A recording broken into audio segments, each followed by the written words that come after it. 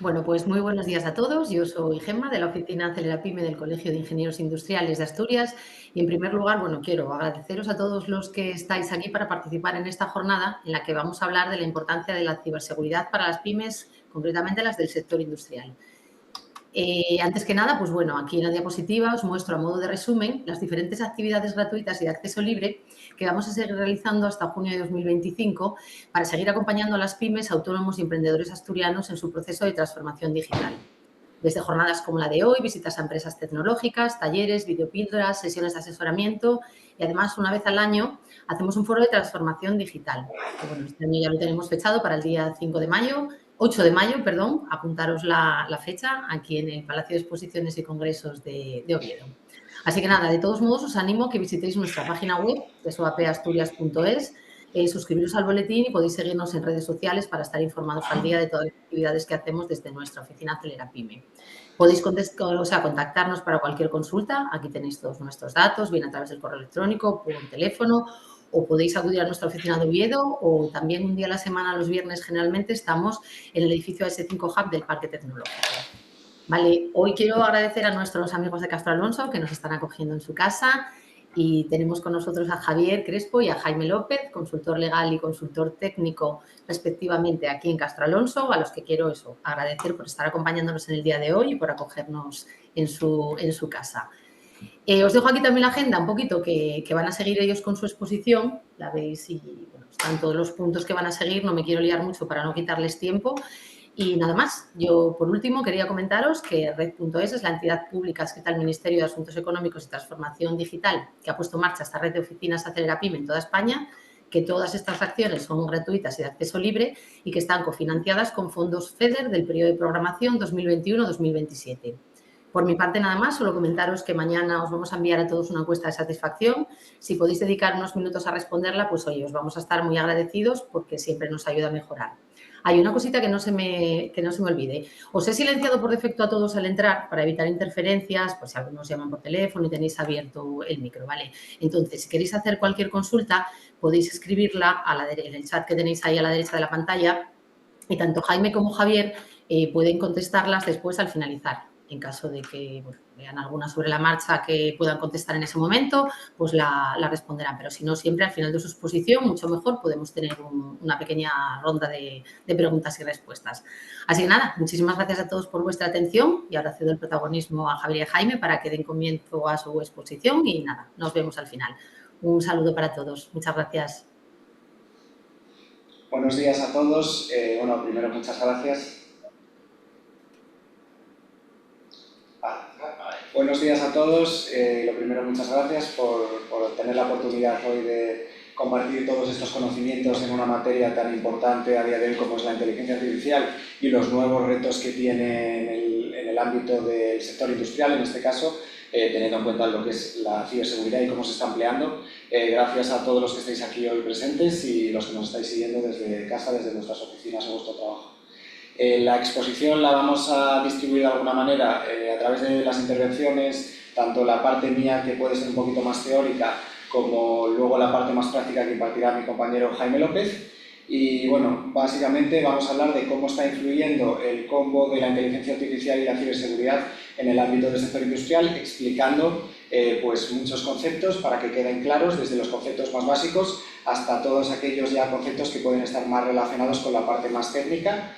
Y vamos a ir distribuyéndolo hablando no solamente con carácter general de la IA y la ciberseguridad en este sector, sino también vamos a hablar de la legislación y de todo el marco normativo, sobre todo aquellas leyes que pueden de alguna manera tener más relación con el sector industrial, o en este caso con el sector también empresarial, porque hablaremos del RGPD, protección de datos, hablaremos del reglamento de inteligencia artificial y hablaremos también incluso de los delitos que están tipificados en el Código Penal.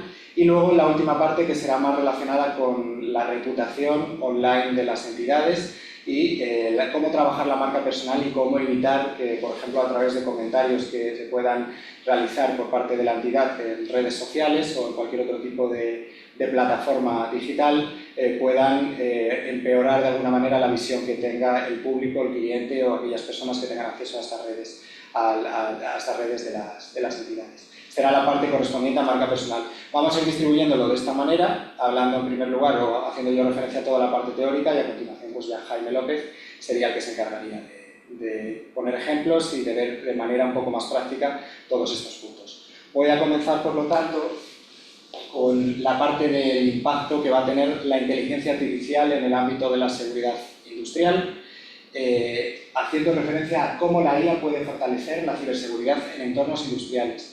En primer lugar, sí que quiero hacer alusión, ya como he comentado, a una serie de conceptos que van a ser los conceptos clave y en los que basar un poco toda la exposición, como van a ser el concepto de inteligencia artificial, ciberseguridad, ciberataque, entorno industrial y seguridad industrial. Estos son conceptos que muchos podremos tener ya claros, pero no quiero dejar de pasarlos por alto. La inteligencia artificial sería esta rama de la informática que se dedica a crear sistemas capaces de realizar las mismas tareas que podría desarrollar una mente humana, una persona física. Incluiríamos, por lo tanto, los aprendizajes, los razonamientos, la percepción y la toma de decisiones.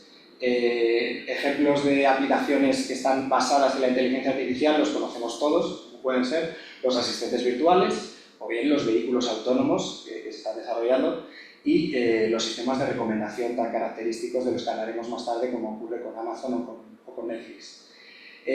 Como concepto clave o básico de ciberseguridad, tenemos que tener claro que son todas aquellas prácticas, tecnologías y políticas que están diseñadas para proteger los sistemas informáticos, las redes, los dispositivos y todos los datos contra los ataques cibernéticos. A día de hoy estamos viendo que aumentan cada vez más el número de ataques a medida que van transcurriendo los años, que van mejorando la innovación y los avances de las nuevas tecnologías, hacen que no solamente avance la parte, digamos, de los buenos, sino también los tipos y se van especializando en los ciberatacantes. ¿Qué se emplea para esto? Pues para repelerlos de alguna manera. En todos nuestros dispositivos tenemos pues, los firewalls, los antivirus, tenemos que tener además protocolos de autenticación, de encriptación. Se van utilizando pues, todas las herramientas que podamos tener a mano para evitar el buen fin, digamos, o el mal fin que pueden tener los ciberatacantes o los hackers. Concepto de ciberataque sería el siguiente, que sería todo aquel intento malintencionado de acceder, de alterar, de deshabilitar, de destruir o de robar datos y sistemas informáticos sin tener autorización. Tenemos que tener en cuenta que siempre hemos de relacionar la palabra ciberseguridad o ciberataque con datos, porque al fin y al cabo es uno de los elementos a través de los cuales se puede hacer más daño a una organización. No solamente datos personales, sino evidentemente también los datos relativos pues, a la producción, a los productos, es decir, todo aquello que defiende y que hace especial a una determinada entidad que está trabajando en determinados productos y que es por lo cual se va a posicionar de manera diferente o intenta posicionarse, escalar respecto a otras entidades y es lo que les diferencia.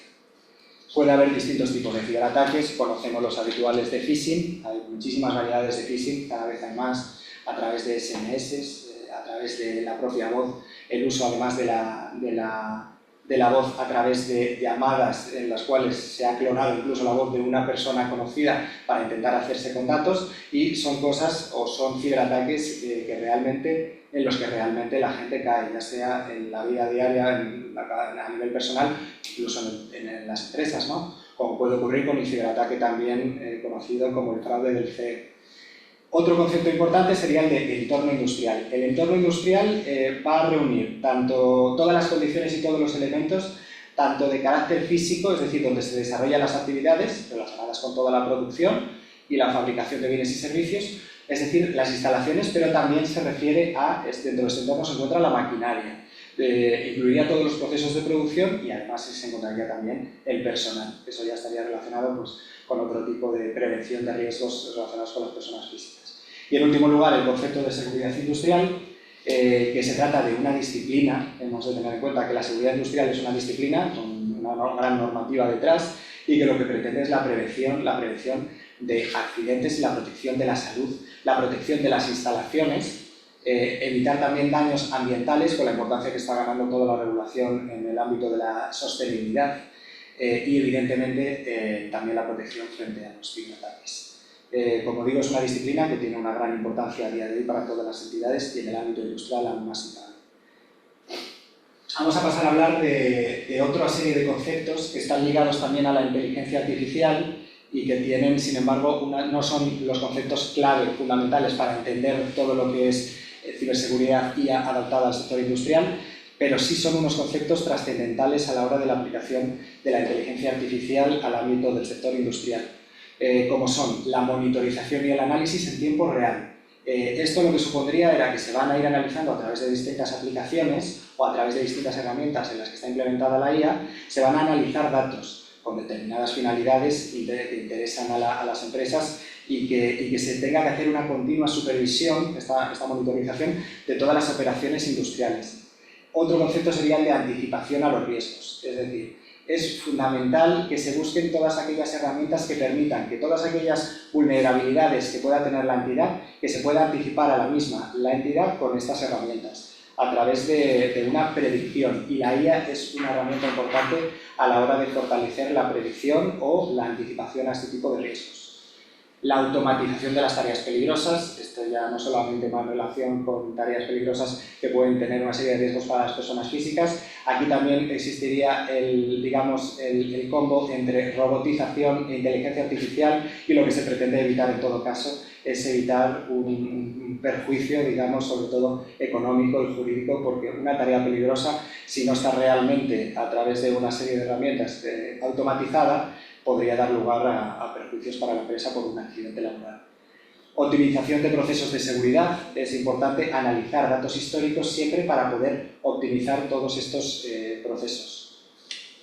Y en último lugar, el concepto de saber lo que son las normas y los estándares de seguridad, que van a tener que estar siempre vigentes, y hay que tenerlos siempre ahí presentes, no solamente las normas ISO, relacionadas con seguridad física, relacionadas con sistemas de gestión de seguridad de la información, como la 27001, sino también normativa o leyes ya como son los reglamentos europeos, como el RGPD o el reciente reglamento de inteligencia artificial aprobado o que entró en vigor en agosto del pasado año 2024.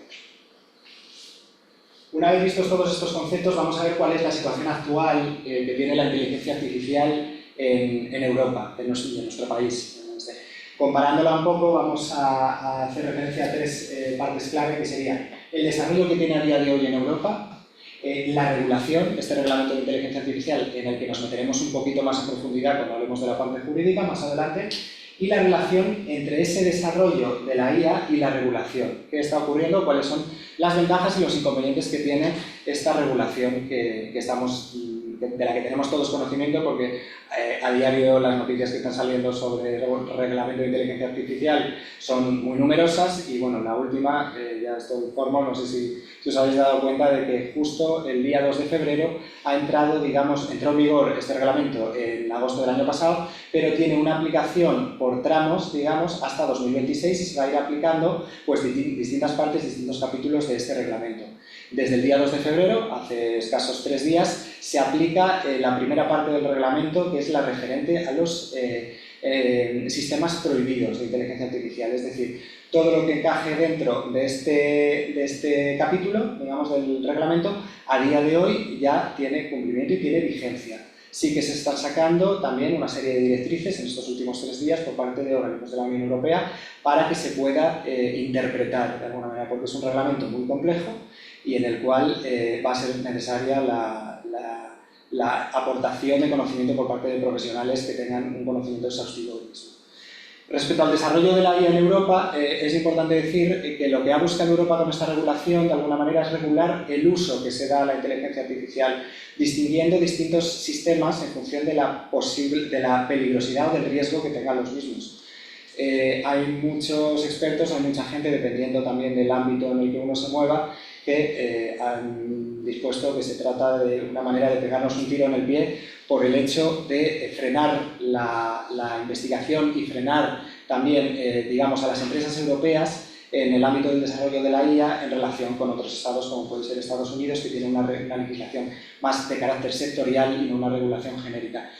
O lo que ocurre, por ejemplo, en el caso de China. Sin embargo, sí es verdad que esta regulación europea lo que va a dar es una verdadera seguridad, lo que se busca es la seguridad, el respeto de los derechos fundamentales, se busca la seguridad también del medio ambiente, de esa sostenibilidad, y se piensa también en la finalidad es el fin general y también salvaguardar de alguna manera la ética.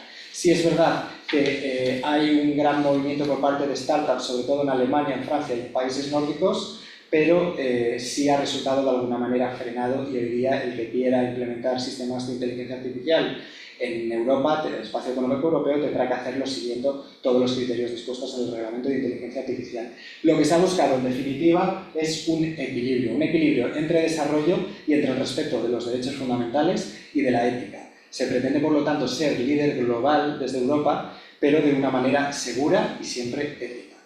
Y vamos a ver, una vez visto más o menos cuál es la entrada que ha tenido el reglamento de inteligencia artificial en Europa y este equilibrio que se pretende hacer entre desarrollo y regulación, cuáles son los desafíos que tiene la ciberseguridad industrial y la relevancia e importancia en los entornos industriales. Bueno, en primer lugar hay que hablar de para qué es importante la ciberseguridad o qué nos puede aportar en el entorno industrial. Bueno, van a ser una serie de elementos que son muy importantes, como la convergencia entre la parte de la tecnología de la información y la tecnología operativa, la protección de las infraestructuras críticas, que sabemos son infraestructuras críticas, todas las relacionadas con el agua, con la salud, con la gestión de residuos, con los servicios postales, y la ciberseguridad, sobre todo por todo el tema de la protección de los datos y de la seguridad de la información, va a aportar muchísima confianza a estas infraestructuras, que la mayor parte de ataques que puedan recibir a día de hoy van a ser a través del ciberespacio.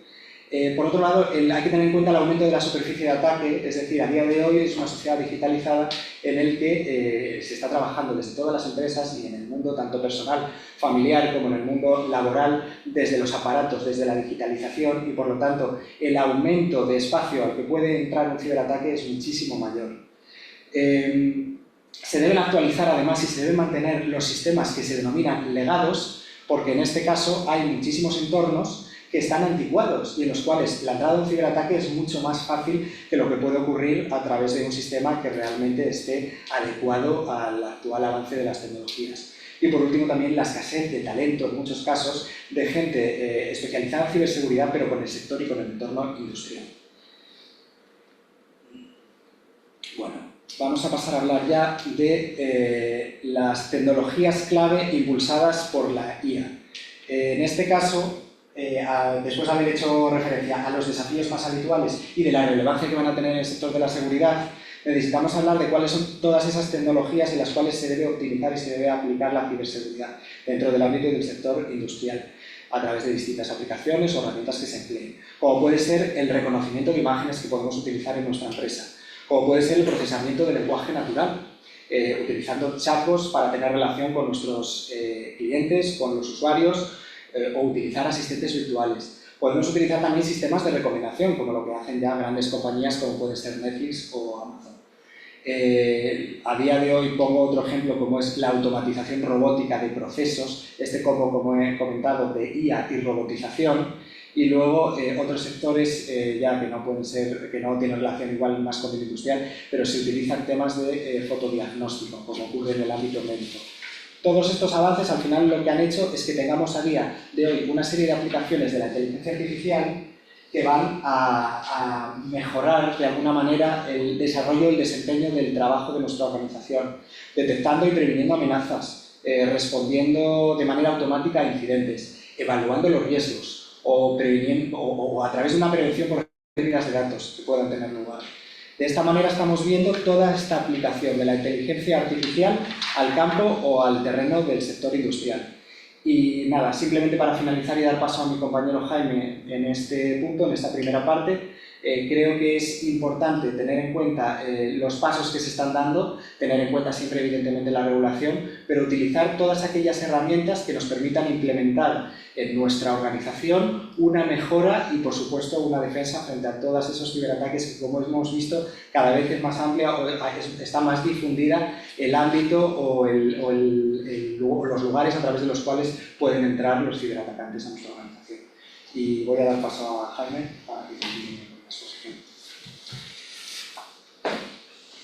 Pues yo después de Javier siempre me da palo a hablar porque bueno, nos pone las cosas tan claras y demás que yo no sé muy bien lo que voy a contaros ahora, pero sí quiero ponerme un poco en la parte más práctica. Voy a ser un poco vamos a decir, el perro o el lobo en todas estas tecnologías y voy a empezar a lanzar cuestiones ahí un poco al aire, ¿no? Vamos a ponernos en un supuesto en el que la inteligencia artificial empieza a ser la jefa de la empresa. Y es que cuando empezamos a hablar de inteligencia artificial en las empresas, nos estamos encontrando básicamente dos grupos, ¿vale? El primero de ellos es el que tiene el miedo a la inteligencia artificial. Bueno, pues lo que tenemos que ser conscientes es que en las pymes ya tenemos un montón de soluciones que ya tienen inteligencia artificial por definición. Cuando un correo electrónico se clasifica como spam y no nos llega, cuando ponemos una ruta para ir hasta el colegio de ingenieros o demás y el Google Maps nos va diciendo por dónde tenemos que ir por los atascos o demás, muchas de estas soluciones ya están implementando por debajo algoritmos de inteligencia artificial. Nos está facilitando la vida.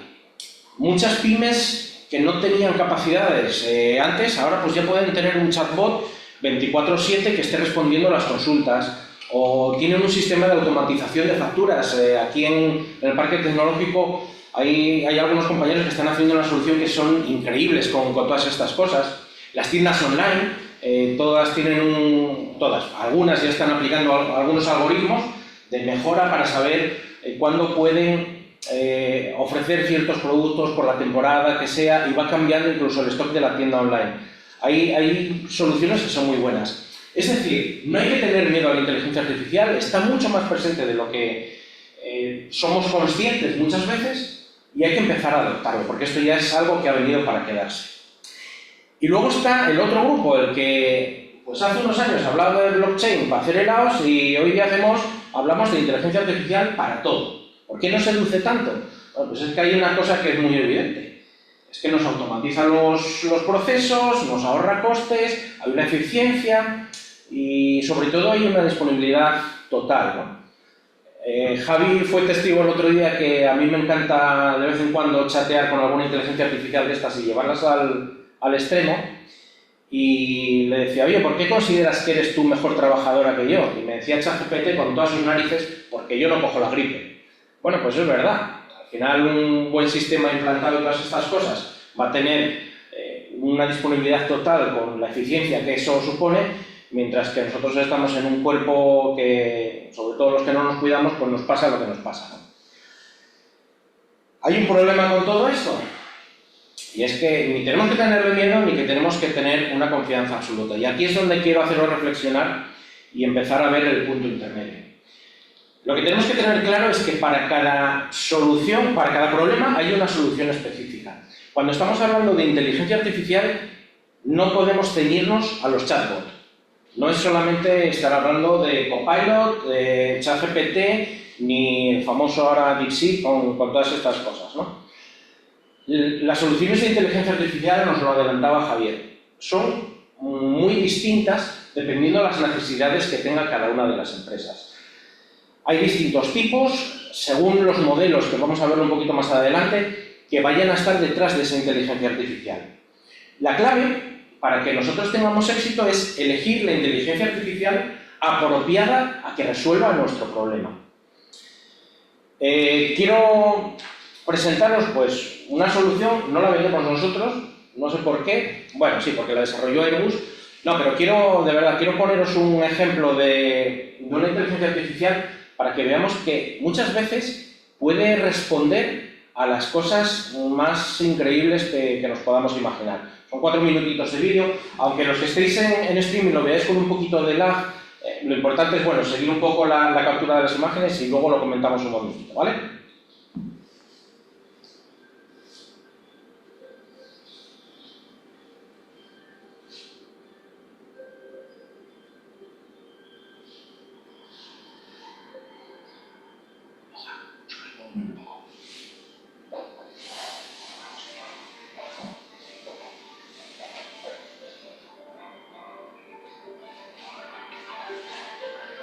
Automate is the first Airbus AMNEX demonstrator developed in collaboration with Airbus Defense.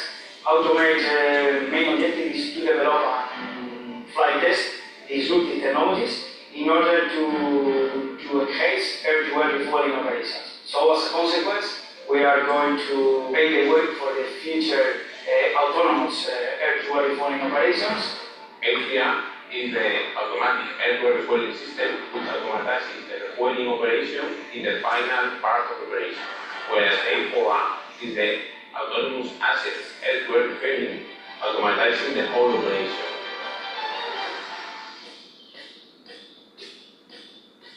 The role of ITA in this project, or project similar to this, is always divided in 3 different fields. The first one is the coordination of the management of the exercise itself.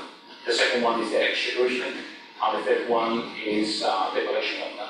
If we have a good execution, we guarantee the good data collection.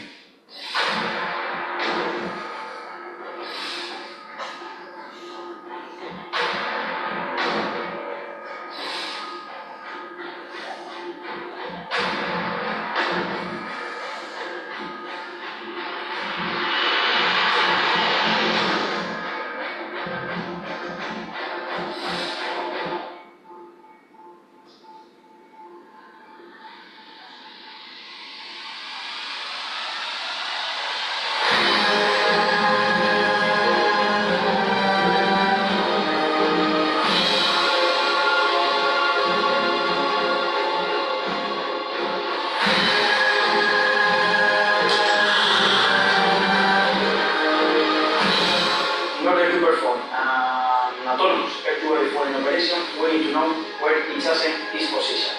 Once we have each asset relative positioning, when we have the communication established, we need to guide the receiver and the contact position. And how we do that? We develop cooperative controls algorithms together with collision avoidance and flight formation. So, as you can imagine, artificial intelligence plays an important role in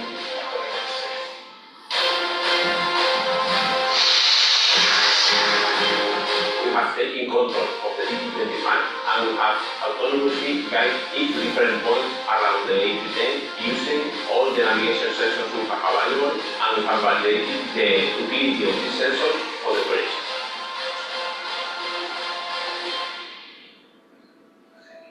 Automate Airbus AMNEX demonstrator was launched thinking only in air-to-air refueling operation. However, we believe all these technologies we are developing and we have tested in Automate are totally applicable for the cabin operation of intercombat air system. The behavior of the DD-25 test platform during this flight test was really as expected, as we simulated it in several simulation runs and also during several ground tests. It was a great experience to work in such a multinational and agile team with AMNEX, Airbus Defence and Space, and ITA, and you can all see what can be achieved in such a good team and a nice team spirit. Working with Airbus Defence and Airbus AMNEX has been really great. I have enjoyed a lot with this project. The flight tests have been a complete success, and we are very happy with the results. Now it's time to analyze the data, improve our system, and add new capabilities.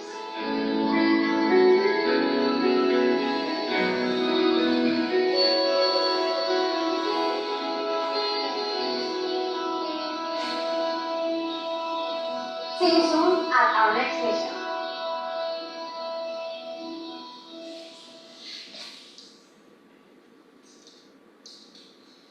No sé qué os ha parecido, Gemma. Si ves algún comentario por el chat que quieras abrir el micro y cortarnos sin problema ninguno, ¿no? Yo cuando vi esta solución ya que se presentó 2024 y demás, a mí la verdad que es un poco lo que decías tú, a mí me flipó, porque ya no es que los aviones tengan sistemas de piloto automático, sino que ahora ya no es una inteligencia artificial en cada uno de los pilotos automáticos, sino que es una única inteligencia artificial que toma el control del piloto automático de todas las unidades y es capaz de reordenarlas, ubicarlas y demás. El resumen es que la inteligencia artificial puede hacer cosas increíbles. Venga, pues genial, pues vamos a apostar por ella. ¿Dejaríais a una inteligencia artificial con gafas de sol, con un pascualín, remolcar un autobús escolar que estuviese cargado con chavalinos? No sé, yo ya no me atrevería tanto. Entre uno y otro hay un término medio. Ni le dejaría las llaves de mi coche, pero tampoco le dejaría las llaves de mi empresa, por lo menos, sin control. Y esa es una de las claves para poder implementar todas estas cosas de una manera segura. La inteligencia artificial, como acabamos de ver con un ejemplo, es impresionante, pero no es infalible. Ese es el problema. ¿Hasta dónde tenemos que fiarnos? Bueno, pues es que no tenemos que olvidar que no tiene sentido común la inteligencia artificial. Entonces, una confianza excesiva nos lleva a dos escenarios.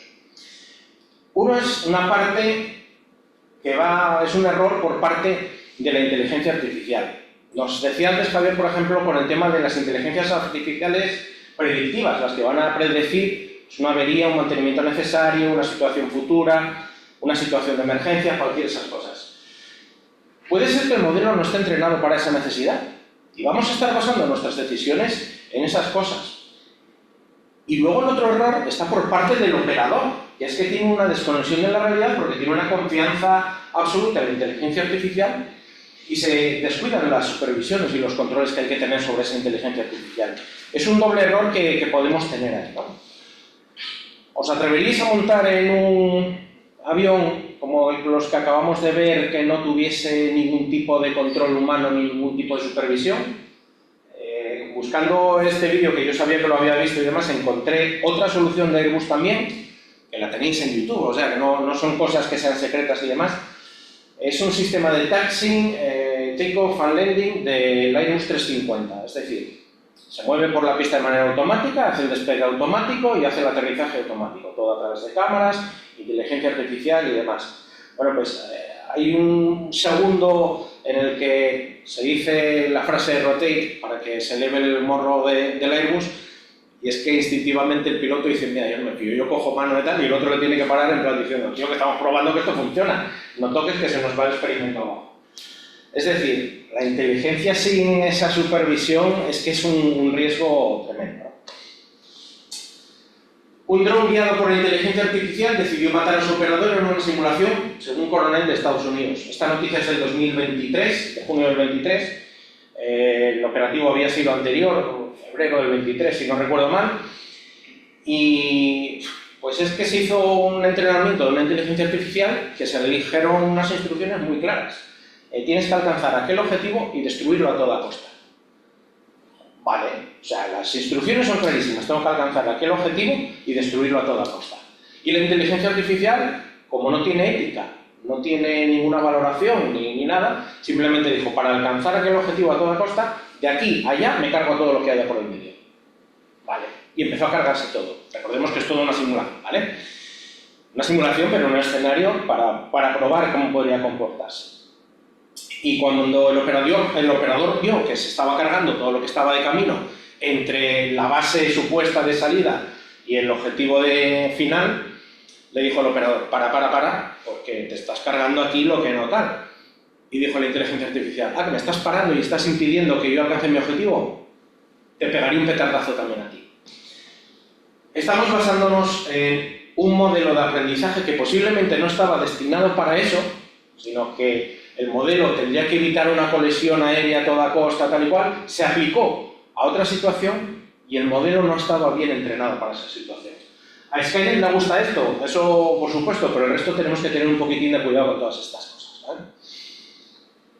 ¿Cuáles son las consecuencias de una inteligencia artificial que no esté vigilada, que no esté supervisada? La primera, que vamos a acabar con unos directivos en pymes floreros. Ellos simplemente van a estar ahí y como al final van a tomar sus decisiones basadas en lo que le vaya a decir una IA, pues es una decisión no fundada.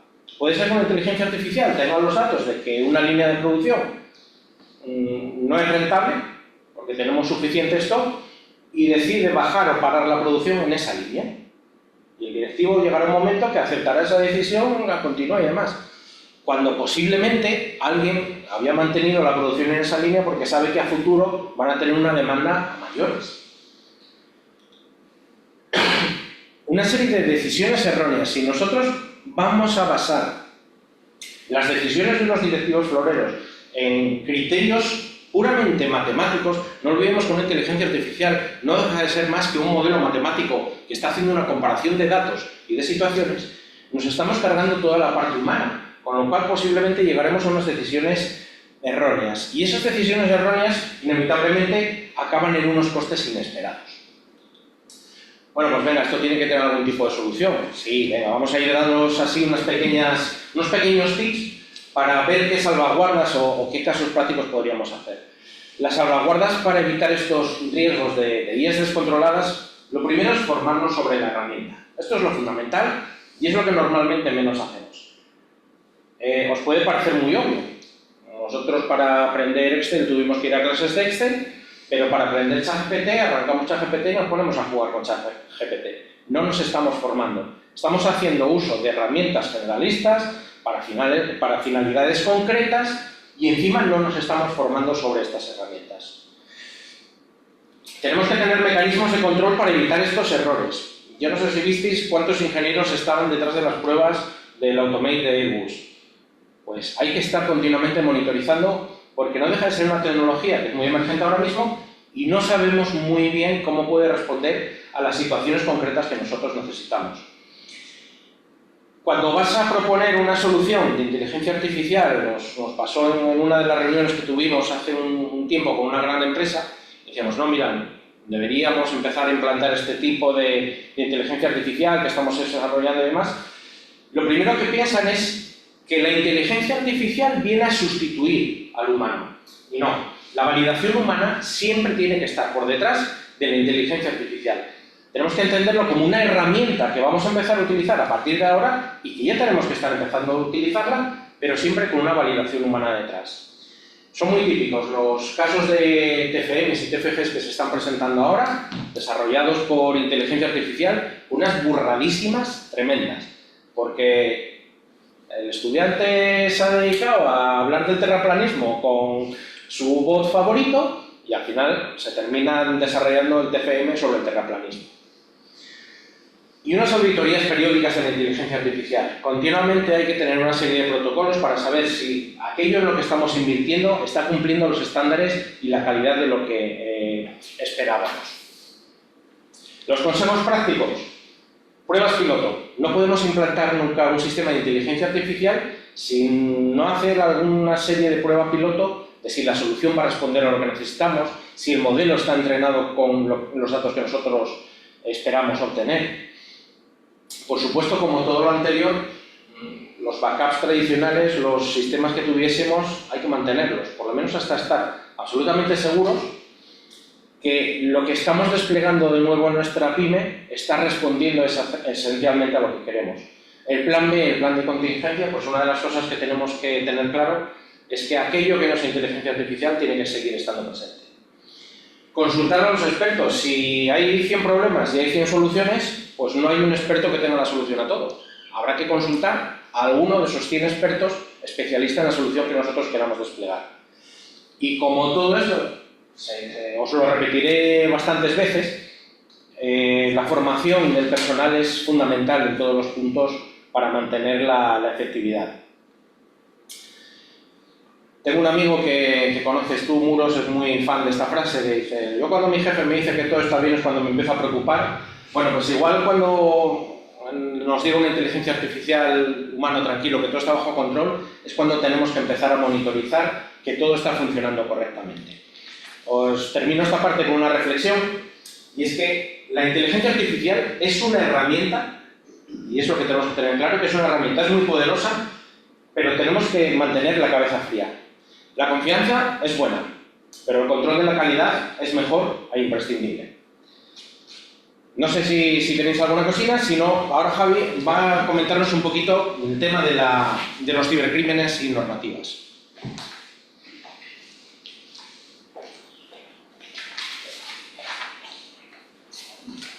Pues sí, en efecto vamos a continuar con ahora la parte que sería más jurídica, en la que voy a intentar hacer alusión a distintas normativas, parándome más en las que considero que son más importantes a día de hoy por las consecuencias que puede tener el no cumplir con ellas. Y bueno, haciendo referencia en primer lugar además a los cibercrímenes existentes a día de hoy, para que también se tenga un poco de conocimiento de cómo regula, en este caso el Código Penal, los distintos ciberdelitos existentes, y para que tengamos conocimiento también de aquellos de los cuales igual a día de hoy o desconocemos que existen o desconocemos que además se están llevando a cabo de manera importante, como puede ser el tema del phishing, que realmente yo creo que todos somos conscientes de lo que está haciendo y que, sin embargo, día a día se presentan demandas en los juzgados de cuestiones de phishing relacionadas sobre todo con cuentas bancarias.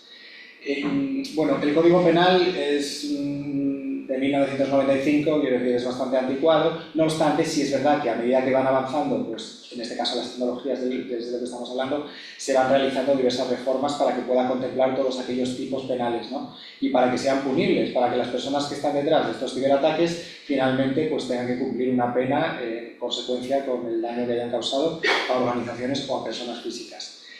Voy a hacer referencia en primer lugar a lo que podríamos denominar ciberdelitos propios del ámbito de la ciberseguridad. Luego hablar otros que son ciberdelitos que son vías de acceso a la comisión de otros delitos que son comunes, como una estafa, y los delitos relacionados con la seguridad de la información. En primer lugar, consideraríamos ciberdelitos propios pues, el acceso ilícito a sistemas informáticos, es decir, el acceso sin autorización a todos los sistemas informáticos, lo que podría comprometer la seguridad de la información de nuestra entidad. Los daños informáticos, que sea cuando se causan daños a los sistemas de información, a los datos, a los programas a través pues, de un virus, de un malware, de troyanos, los ransomware, que lo que hacen es, digamos, de alguna manera, secuestrar información a cambio de un rescate, es de los que más daños de carácter económico causan, sin perjuicio de que todos estos daños que se van causando a nuestras organizaciones van a tener no solamente repercusiones económicas, sino muchas veces también respecto a la visión o a la reputación, ¿no? De cómo nos está viendo el cliente porque estamos siendo vulnerables a estos ataques, mientras que igual hay otras entidades que tienen la suficiente protección de la información y de los datos y que entonces pues, acaban escalando, digamos, en lo que viene siendo el punto de vista del cliente o la persona a la que va dirigida la empresa. Luego estarían los ciberdelitos, que son la vía para llegar a delitos tradicionales, como comento, la estafa. Conocemos las estafas informáticas. Se utilizarían los sistemas informáticos para cometer fraudes de carácter financiero. Las falsedades informáticas, es decir, falsificar documentos o datos con el fin de engañar y defraudar. Y luego los delitos también existentes contra la propiedad intelectual que se llevan a cabo a través de la red, y distribuyendo, haciendo copias de manera ilegal de software, de patentes o de cualquier otro tipo de propiedad intelectual o industrial que se encuentre protegida. Luego están todos los delitos relacionados con la seguridad de la información, como son aquellos que afectan a las distintas dimensiones de confidencialidad, integridad, disponibilidad, autenticidad y trazabilidad. Y luego también el delito de defraudación de telecomunicaciones, que consistiría en la manipulación de todos aquellos sistemas de telecomunicación para obtener algún servicio, pero sin efectuar el pago, sin la prestación a cambio económica del servicio. Y luego, en último lugar, también nos encontramos con ciberdelitos relacionados ya contra el honor y contra el acoso, incluso delitos de carácter sexual a través de las redes. Es necesario en este caso, frente a todos estos delitos que contempla el Código Penal, implementar unas medidas fuertes de protección y de prevención. Medidas como pueden ser los firewalls a los que he hecho referencia, el cifrado de los datos, la protección de los datos y de los sistemas es lo que nos va a librar muchas veces de la comisión de alguno de estos tipos de delitos cibernéticos. Y muy importante, como ya ha comentado Jaime y ha hecho mucho hincapié, en la formación y en la concienciación, ¿no? De los trabajadores en este caso. Porque muchas veces depende de esto el hecho de que haya la entrada a través de un correo de lo que sea, ¿no? O incluso de que se pida un número de cuenta de la entidad a través de lo que se llama la ingeniería social, ¿no? De que esté al otro lado una persona que creemos que es esa persona de otra compañía que está trabajando con nosotros para determinados proyectos y que aparece una persona y nos envía un correo haciéndose pasar por esa otra persona y al final acabamos cayendo, y esto es bastante habitual y común. Esto sería entonces un poco todos los ciberdelitos que nos podemos encontrar, que sabemos que están regulados por sus respectivas penas en el Código Penal.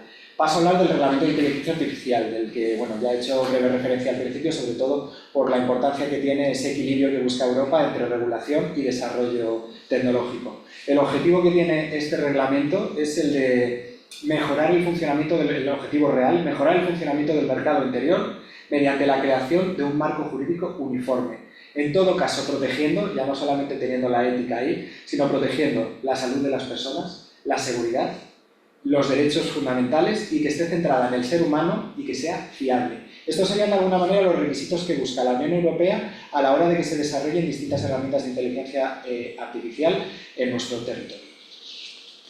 Hay una serie de riesgos categorizados o de categorías de riesgos. Como he comentado antes, desde el 2 de febrero ha entrado en vigor, o digamos que está vigente toda la regulación referente a los riesgos considerados inaceptables o aquellos sistemas que estarían categorizados dentro de lo que se consideran sistemas prohibidos, y dentro de los que se podría encontrar, por ejemplo, la cuestión del análisis biométrico en vía pública para localizar a ciudadanos, ¿no? Es importante que el reglamento de inteligencia artificial se aplica en todos los casos, menos en aquellos relacionados, por ejemplo, con seguridad nacional, cuestiones del ejército español y cuestiones de seguridad pública, en los que evidentemente hay excepciones y hay muchas diferencias a la hora de aplicar un sistema de inteligencia artificial y las finalidades que pueda tener en estos otros mundos.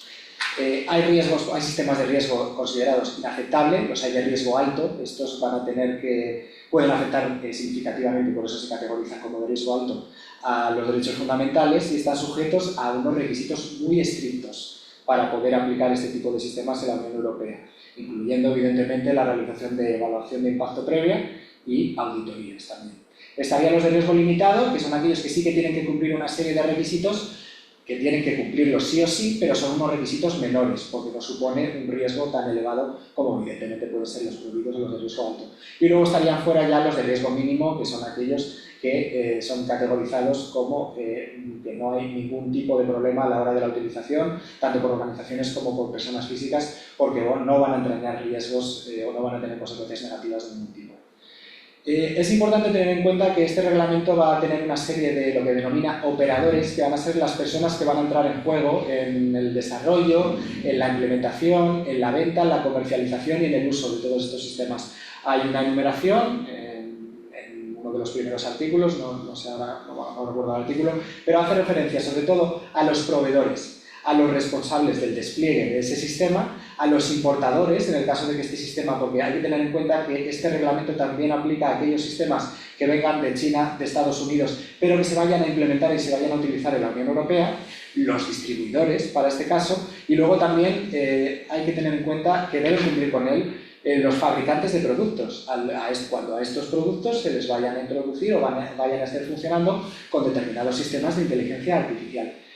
Para finalizar sobre el reglamento de inteligencia artificial, simplemente dejar clara la importancia que se da desde Europa y que está prevista en el propio reglamento a la transparencia a la hora de la implementación y el desarrollo de estos sistemas y sobre todo de cara a las personas a las cuales va destinada, a la trazabilidad de todo el uso que se esté dando del sistema de inteligencia artificial y que es muy importante la privacidad y la protección de datos. Es decir, en este caso, el reglamento sobre el que pasaré a hablar ahora a continuación, general de protección de datos y la Ley Orgánica de Protección de Datos y Garantías de Derechos Digitales, que es la que tenemos aquí en España, que desarrolla el reglamento, van de la mano con el reglamento de inteligencia artificial. Es decir, de nada vale cumplir con el reglamento de inteligencia artificial si no se está cumpliendo con el RGPD y las consecuencias negativas que tiene el incumplimiento de la protección de datos se impondrían a pesar de que lleves por el libro el reglamento de inteligencia artificial.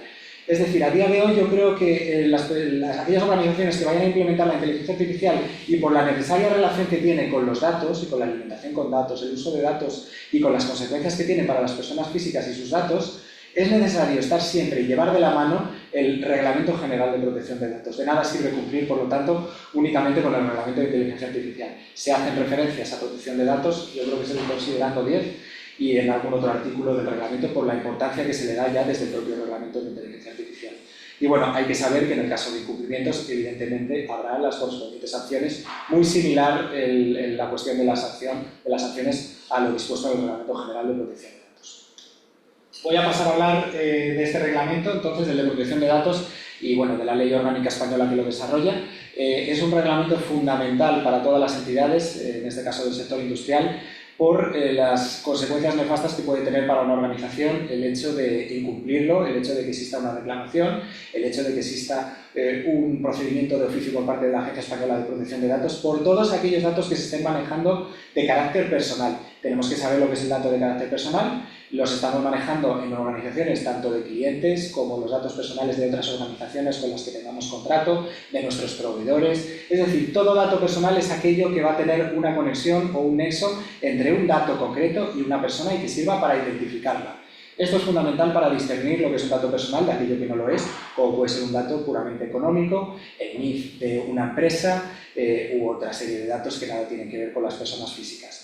El objetivo del Reglamento General de Protección de Datos es justo lo que he comentado, que todas las empresas implementen esta protección de, no nos olvidemos, es un derecho fundamental, el derecho a la privacidad, recogido en la Constitución Española, y dentro del artículo 18, que es el que regula la privacidad, hay un pequeño apartado correspondiente a lo que sería la protección de datos, en el punto 4. Con esto lo que quiero es concienciar de la importancia que tiene el tratamiento de los datos personales en todas las organizaciones y empresas. El ámbito de aplicación, como conocemos, del RGPD, Reglamento de Protección de Datos, aplicaría a toda la Unión Europea, tiene aplicación directa sin perjuicio de que España tenga su propia ley orgánica, en la cual de alguna manera complementa y todos aquellos aspectos que igual haya dejado escapar el RGPD o bien que deje a que cada uno de los estados lo pueda desarrollar, es esta parte la que va a estar contemplada de manera más amplia en la Ley Orgánica de Protección de Datos.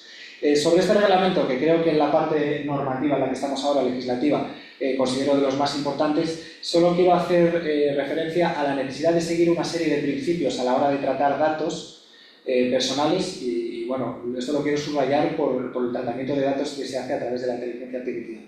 Y luego, enlazándolo con el terreno de la ciberseguridad, con las consecuencias negativas que puede tener o el sufrir un ciberataque y que haya una brecha de seguridad y que datos personales puedan salir a la luz. Algo que es común, ya no me estoy refiriendo a las pymes, sino que es que incluso las empresas que están mejor preparadas, como las empresas del IBEX 35, estamos viendo que cada semana suele haber una brecha de seguridad, un ataque con miles y miles de datos que están saliendo a la luz, o bien que hay un comercio, normalmente en la Deep Web, de este tipo de datos por los intereses que puede haber por parte de la gente que quiere adquirir estos datos, bien para acceder a cuentas bancarias, contar con datos biométricos. Quiero decir, es algo a tener muy en cuenta y a tomar muy en serio por parte de organizaciones. Hay una serie, como comentaba, de principios que es necesario seguir, principio de licitud, lealtad, de transparencia a la hora de comunicarlo.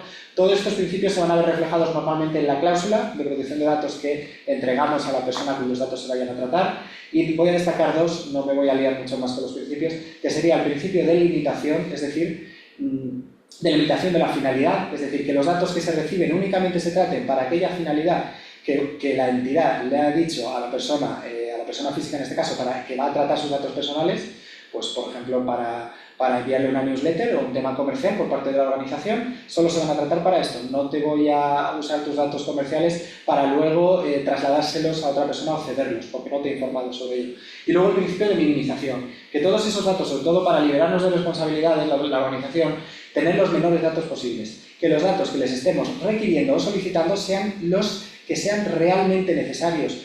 Por eso minimización, el número mínimo de datos que necesitemos. Pongo el ejemplo de la newsletter, necesitas un nombre y un correo electrónico. No se necesita ni DNI, nada más, que luego te pueda dar lugar a problemas por estar tratando otros datos diferentes de los que realmente necesitas.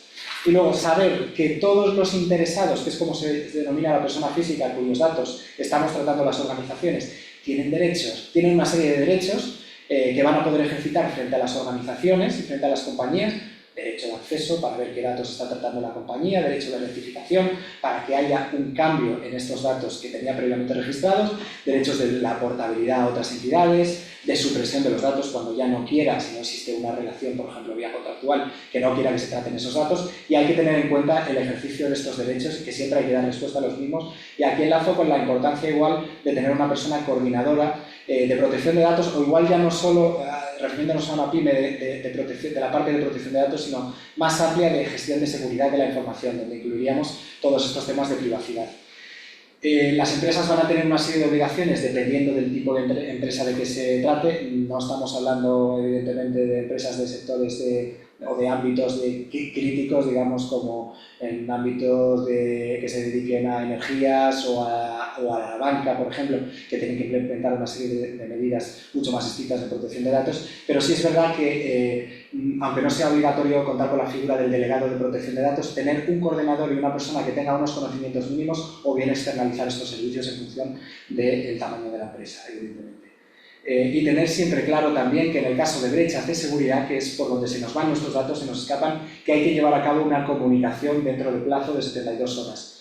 Y de protección de datos sí que querría destacar el tema de los encargados de tratamiento, que serían todas aquellas organizaciones que tienen relación con nosotros, con la organización principal, con nuestra empresa, y que pueden tener acceso por cualquier razón a los datos personales que estamos tratando nosotras. Y en este caso, como consecuencia, por ejemplo, de un contrato. Tenemos un contrato con una gestoría, que es la que nos va a llevar toda la cuestión de las nóminas. Esa gestoría va a tratar datos personales de nuestros trabajadores. Es necesario que exista un contrato de encargado de tratamiento con ellos, para liberarnos también de responsabilidades. Porque todos esos datos que va a tratar el encargado de tratamiento van a hacerlos por cuenta y con las finalidades que nosotros hemos previsto. Esta sería, por lo tanto, yo creo que los puntos así más esenciales, más importantes de las obligaciones que pueden tener las empresas en cuestión de protección de datos y los peligros a los que se exponen, teniendo en cuenta también que existen cuantiosas multas por las sanciones que se imponen por parte de la Agencia Española de Protección de Datos, y tenemos que tener en cuenta además todo lo que se está generando alrededor de las medidas biométricas para el tema de los accesos y de los fichajes a empresas, y el cuidado que hay que tener con esta cuestión, sobre todo por el tema del almacenamiento de este tipo de dato, que es considerado de categoría especial, un dato sensible, cuyo tratamiento inicialmente está prohibido por la norma, por el reglamento. Y para levantar esa prohibición se requieren unas medidas que realmente, por lo general, las empresas que están aplicándolos no lo cumplen, y justificar una necesidad y una idoneidad en la aplicación de esta medida. Voy a hacer ya, respecto al resto de regulaciones, una breve referencia sobre cada una. En primer lugar, hablar del Real Decreto, que es el que regula el Esquema Nacional de Seguridad. Esta regulación realmente tiene trascendencia para las empresas, para las pymes, ámbito industrial o del ámbito que corresponda, sobre todo por las relaciones que puede tener con la administración pública, en el ámbito de la administración electrónica. Tiene mucha importancia porque lo que hace es aportar a tu empresa, en el caso de que te certifiques en esquema nacional, hay distintas categorías, grado medio, alto. El caso es que vas a ojos de la administración o a ojos de cualquier empresa, finalmente. Si es verdad que con la administración puedes trabajar a través de licitaciones, que incluso muchas veces en las licitaciones están pidiendo como requisito que tengas implementado, que estés certificado en el Esquema Nacional de Seguridad, pero lo que hace es implementar, digamos, unas medidas adicionales en cuestiones de seguridad de la información y en las distintas dimensiones de trazabilidad, de confidencialidad, idoneidad, y que toda esta información, por lo tanto, esté de alguna manera acreditada a través de esta certificación que se encuentra regulada en ese Real Decreto, que toda esa información está segura y por lo tanto que llevas un control de toda, y estamos hablando de la información no solamente ya de datos personales, sino de la seguridad de la información que contiene o que tiene toda la empresa en sus carpetas, en sus ficheros. Estamos hablando sobre todo, evidentemente, del ámbito tecnológico y digital.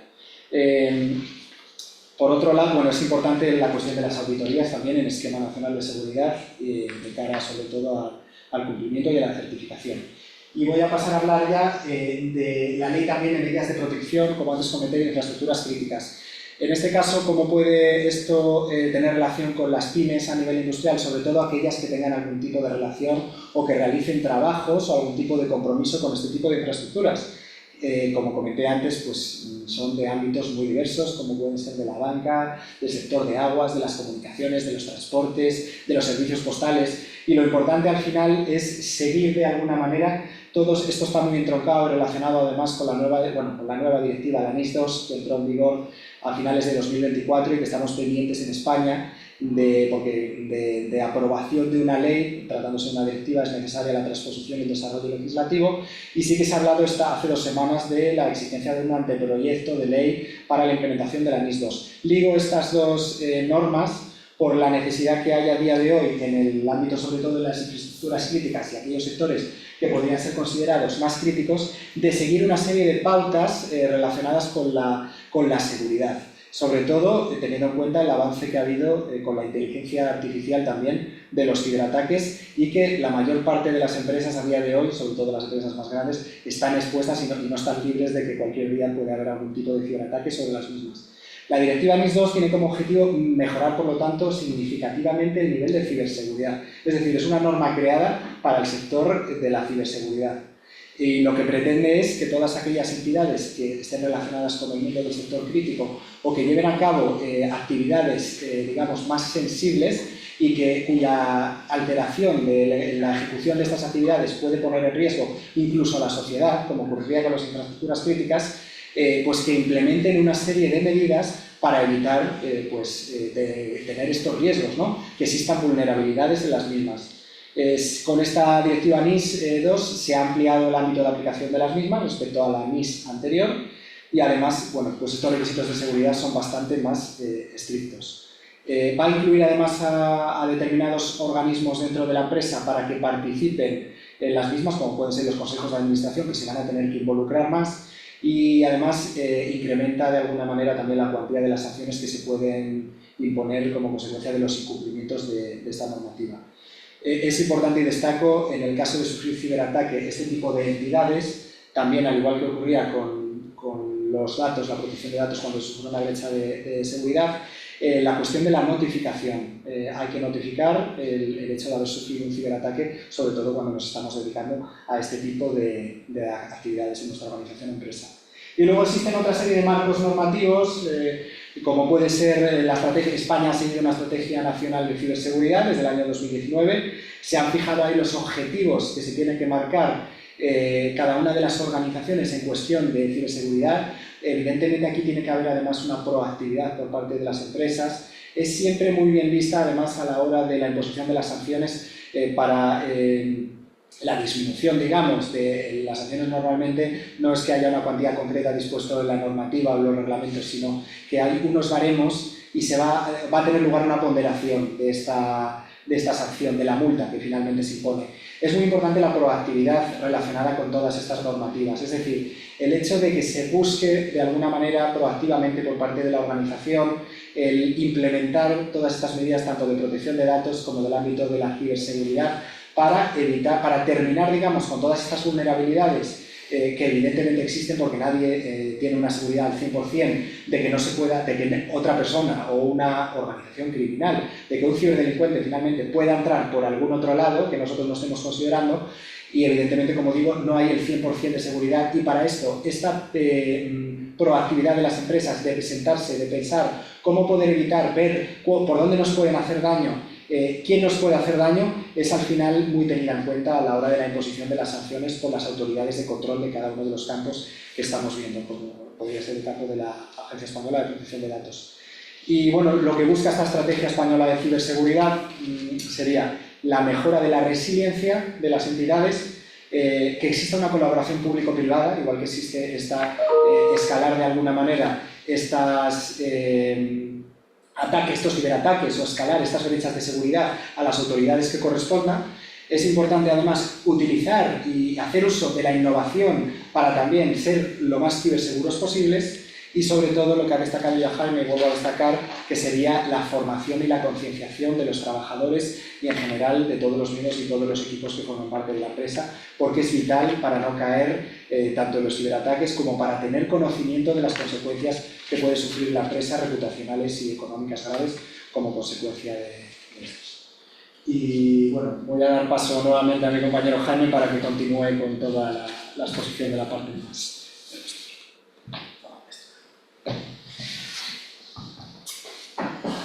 Pues parece que tenemos una apuesta de a ver quién dice más la palabra datos durante la charla, pero es que es el centro de todo esto. ¿Qué tiene que ver tanta normativa con el tema de los datos?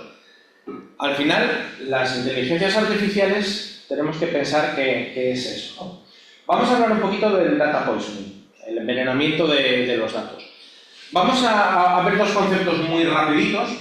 Lo primero, antes estuvimos hablando que hay distintos modelos, que si un modelo predictivo, que si un modelo de visión artificial. Un modelo no deja de ser más que un sistema matemático que está entrenado para hacer unas tareas específicas basándose en datos. Solamente eso, vamos a quedaros con eso, ¿no? Entonces ya estamos viendo que en el momento en el que empezamos a tratar temas de inteligencia artificial, tenemos que cumplir toda la parte de securizar nuestros datos. Eso es el segundo concepto al que quiero llevaros, que es el del dataset. Un dataset no deja de ser más que un Excel gordo, vamos a decirlo así. Una colección de datos habitualmente tabulados. Columnas, filas, tal. Y en ese dataset es donde están todos los datos que se le van a dar a la inteligencia artificial para que vaya tomando la decisión o para que vaya haciendo las tareas específicas para las que va a ser entrenado. Hay un vídeo muy cortito de 1 minuto de un youtuber, Rodro me parece que se llama. Vamos a intentar verlo, a ver si los que estáis online lo veis bien, aquí en la sala se va a ver bien, y explica muy claramente lo que es un dataset, a ver si nos queda claro, porque va a ser una pieza clave para entender todo lo que va a venir detrás. Los humanos, cuando queremos aprender algo, usamos los libros, internet, conversamos con nuestros profesores, etc. En el caso de la inteligencia artificial, los datos que se usan para alimentarle y que aprenda son llamados datasets. Por ejemplo, si quisiéramos que una inteligencia artificial se dedicara a dibujar o a reconocer personas, tendríamos que darle un dataset con fotos de muchas personas. Mientras más imágenes de personas tenga nuestro dataset, la inteligencia artificial puede encontrar patrones y aprender de ellos. Por ejemplo, mirando miles y miles de fotos de humanos, se puede dar cuenta que un humano tiene una cabeza, 2 brazos, 2 piernas, etc. Y así va aprendiendo cómo es un humano. Ahora, en el caso de que el dataset no esté lo suficientemente completo, esto puede generar algunos errores. Por ejemplo, tengo una inteligencia artificial que crea dibujos animados de humanos a partir de un video. ¿Qué pasa si yo en vez de darle un video de un humano, le doy un video de un perrito? La inteligencia artificial, al no reconocer en su dataset lo que es un perrito y la forma del perrito, ya que solamente lo entrenamos con fotos de personas, va a intentar crear personas con lo que nosotros le entregamos, ya que en su dataset no existe esa información de perritos. Esto también nos pasa a los humanos. Por ejemplo, imagina una musaraña elefante. Si no la conoces, tu cerebro va a intentar imaginar algo con los datos que tú ya tienes en tu cabeza, en tu dataset. Esto puede ser o no acertado. ¿Se lo imaginaron? Bueno, eso que está aquí es una musaraña elefante.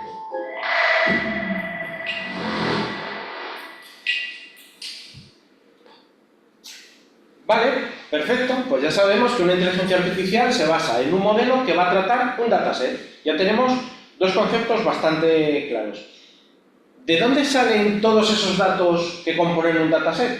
Muchas veces los entrenamientos iniciales se hacen con lo que se llaman datasets públicos, una serie de espacios de datos donde se meten ahí auténticos batiburrillos para que cada uno los coja y extrapole los datos que son interesantes para él.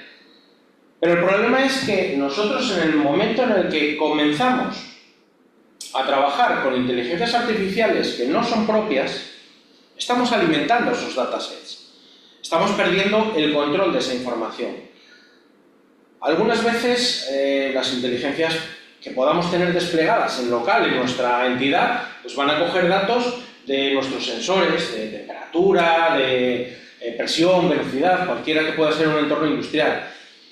Puede ser de registros de calidad, pero luego también hay otro tipo de inteligencias o hacemos interacción con otras inteligencias en las que vamos a empezar a interactuar con nuestros correos, con nuestra documentación, con información clasificada de la empresa, con comunicaciones internas de la empresa, incluso con datos de clientes y proveedores, porque no empezamos a tener precaución y estamos pasándole las facturas y está leyendo todos esos datos.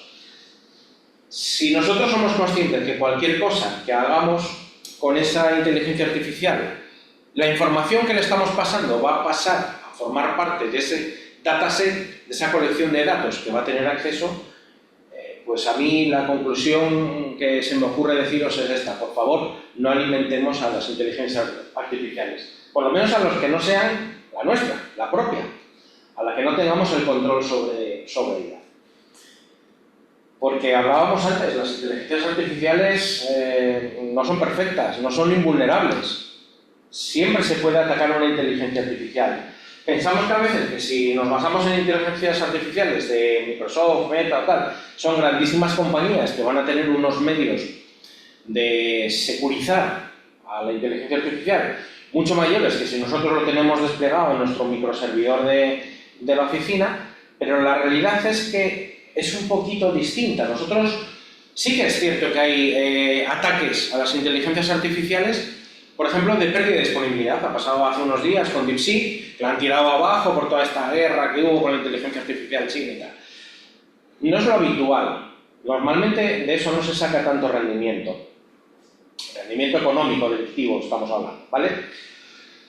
Buscando información hace un tiempo, pues aquí en Archive de la Universidad de Cornell encontramos un artículo que me pareció muy interesante sobre el data poison, ¿vale? Es sobre el envenenamiento de estos datasets. Y este es el ataque que se hace a las inteligencias artificiales. En realidad no vamos tanto a la disponibilidad y todas esas cosas, sino que vamos a atacar directamente a la base de datos en la que va a basar todas sus decisiones la inteligencia artificial. Por eso es importante toda la parte normativa que lo que va a hacer es securizar toda esa información de la empresa. Hicieron dos tipos de ataques, os lo comento así muy rápido porque me pareció muy curioso. El primero de los ataques es la mutabilidad del contenido web. El contenido visto por los creadores del dataset en el momento de la recopilación puede diferir del contenido que ven los usuarios cuando descargan ese dataset para entrenar sus propios modelos. ¿Qué quiere decir esto? A ver, alguien tuvo la feliz idea, bueno, se hizo un dataset público, además de los más conocidos, que lo que tenía era una serie de referencias de distintos dominios y demás donde había información relevante para entrenar un modelo, ¿no? Algunos de esos dominios habían pasado a desuso. Es como si yo tengo un dataset dentro de Castro Alonso, de una inteligencia artificial, que le digo, escucha, cuando quieras hablar de camisas, vas a camisasykegijón.com. Eso ya no existe, da igual, tú vete ahí. Ya, pero es que hace años que no... Tú vete ahí y consulta la información. Es decir, en su momento sí había una información que era importante y relevante para constituir el dataset, pero a día de hoy puede ser que no esté. Bueno, pues esta gente que hizo ahí el documento de Archive, que estaban gente de Google, NVIDIA y distintas empresas que estuvieron ahí técnicos implicados y haciendo ese cacharreo, consiguieron por $60 alterar, coger suficientes registros que estaban en desuso y que esos datasets estaban apuntando a ellos, poner información falsa y alterar el contenido de un dataset de estas características. Se conseguía hasta un 0,01% por $60. Creo que los malos tienen un poquitín más de presupuesto. Me da a mí que sí. Pensad que si todo esto empezamos a perder el control de que esos datasets estén apuntando a sitios que ya están en desuso, se puede empezar a alterar la información pues, con bastante rapidez. Pero es que había un caso todavía mucho más heavy, y es que otros datasets basaban su información en instantáneas periódicas. Es decir, yo para que no me pase eso, lo que voy a hacer es sacar una foto del contenido en estos momentos y en estos momentos. Y por ejemplo, comprobaron que aquellos datasets que basaban su información en la Wikipedia sacaban esta instantánea los días 1 y 20. Vale, vamos a modificar la Wikipedia el día 31 por la noche y el día 19 por la noche. Cuando se haga la captura, se va a estar introduciendo información falsa. Bueno, pues con este método se conseguía alterar el 6% del contenido. Pero, si encima la entrada no era en inglés, como los revisores de la Wikipedia, españoles y de otros idiomas, somos más vagos todavía, se conseguía un 25% de éxito. Es decir, alterábamos una cuarta parte del dataset original. O sea, a mí me parece una burrada, porque tenemos que pensar que luego todo esto es en lo que se va a basar la inteligencia artificial para tomar esas decisiones. Os quiero contar un caso de la policía de mi pueblo, el pueblo de mi madre en León, en el que ellos sabían que tenían un problema con las drogas en las fiestas del pueblo. Pero compraron un perro de drogas. Dijeron, pues esta es la solución, vamos a poner un perro de drogas que aquí va a conseguir terminar con este tema. ¿Cuál fue el problema? Que el Mariano, como sabía quién era la Guardia Civil, no les vendía la droga. ¿Con qué se les ocurrió entrenar al perro? Con embutidos. Bueno, pues adivinad qué es lo que conseguía detectar el perro. Quiero llevarlo un poquito al absurdo y al ridículo, pero es que las inteligencias artificiales son eso. Como las entrenemos con datos erróneos, van a llegar a conclusiones absolutamente surrealistas. ¿Cuáles son las consecuencias de eso? Pues lo primero, una serie de decisiones locas en cadena. Esto hay un montón de chistes de estos de lógica, de silogismos, Y una de las cosas cuando estudié filosofía, lo que más me llamó la atención era hablando de los silogismos, cuando se decía que un silogismo partía de una premisa mayor, una menor y una conclusión. Si la premisa mayor o menor eran falsas, pero el silogismo estaba bien construido, el silogismo era válido. Y en esto se va a basar una inteligencia artificial. Si le inyectamos una mentira, va a basar todas sus decisiones en una mentira, en un dato erróneo. Por eso tenemos que tener muy securizada la información en nuestra empresa. Esta es la importancia. Porque si no, a partir de ahí las decisiones van a ir en cadena. Y vamos a llegar a unas decisiones locas en cadena, ¿no? Por otro lado, si un atacante, vamos a decir, si la competencia consigue alterar nuestro dataset, nuestra base de datos en la que le estamos basando nuestras decisiones, vamos a tener una pérdida de esa ventaja competitiva, pero muy exagerada. Y lo último que podría producirse serían, sobre todo en sistemas productivos, una serie de averías misteriosas. Si una inteligencia artificial va a tener que detectar futuras averías, pero no tiene los parámetros correctos para poder detectarlo, puede parar líneas de producción sin venir a cuento y todas estas cosas. ¿Salvaguardas necesarias? Importantísimo. Datos que entran y que salen de tu sistema. Tanto los que nosotros vamos a inyectar a nuestro dataset, como los datos que nosotros vamos a dar al dataset de otro. Lo de coger políticas internas de la empresa, meterlas al ChatGPT y que me la reformule, está a la orden del día y eso es la gran salvajada, porque le estás diciendo a alguien, sobre el que ya no vas a tener control más, cómo están haciéndose las cosas en tu empresa.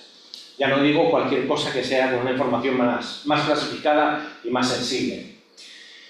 La revisión periódica de la calidad, ya lo hemos dicho varias veces. El control de acceso a los datos. Esto es algo que insiste mucho el Esquema Nacional de Seguridad, del que nos hablaba Javier antes.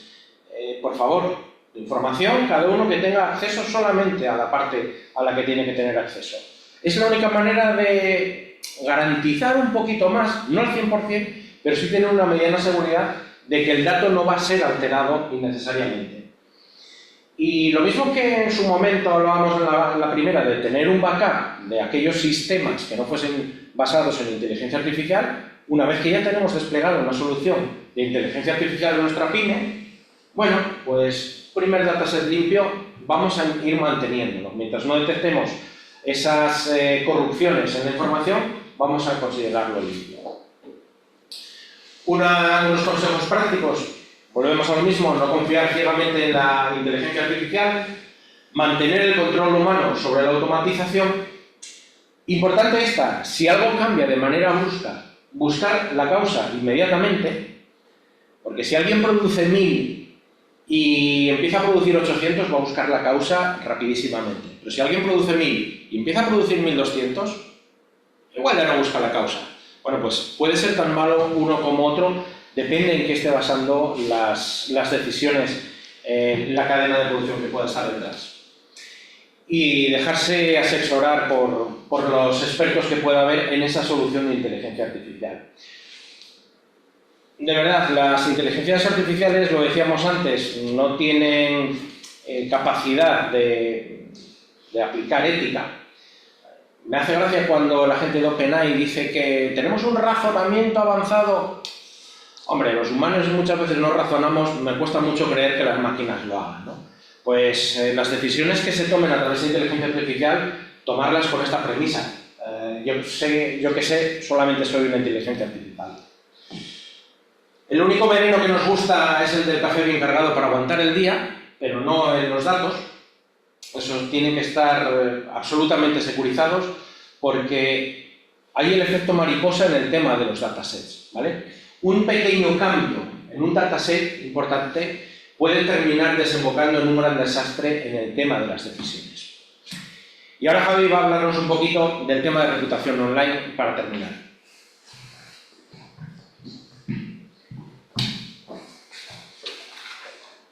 Vamos a continuar con esta tercera parte, que bueno, no es menos importante que las anteriores. Ya hemos visto además, bueno, por recapitular un poco la importancia que tiene la inteligencia artificial en relación con la ciberseguridad en el ámbito del sector empresarial, industrial. Hemos visto también toda la normativa aplicable al sector y resaltando sobre todo el Reglamento de Inteligencia Artificial y el Reglamento General de Protección de Datos, y hemos visto además ahora con Jaime la importancia que tienen los datos, no solamente los datos personales, que es a los que atañe el RGPD, pero la importancia que tienen todos los datos, el tratamiento que se hace de ellos y la securización que tiene que tener la organización para que no haya accesos no permitidos y para que esa información esté en la empresa de manera segura y que no haya ningún tipo de problema. Vamos a hablar entonces de esta tercera parte, que sería la reputación online y la relación que tiene con las redes sociales, por la importancia que tiene también en cualquier organización y sobre todo luego lo pondrá en relación con la parte ya más digital, también Jaime, a continuación de toda esta exposición un poquito más teórica, de los conceptos, de en qué consiste, de algunos ejemplos de crisis reputacionales que han tenido empresas y en definitiva de qué hay que hacer para tener una buena reputación de cara al cliente y de cara a aquellas personas que tienen conocimiento de la existencia de la organización. En primer lugar hay que tener en cuenta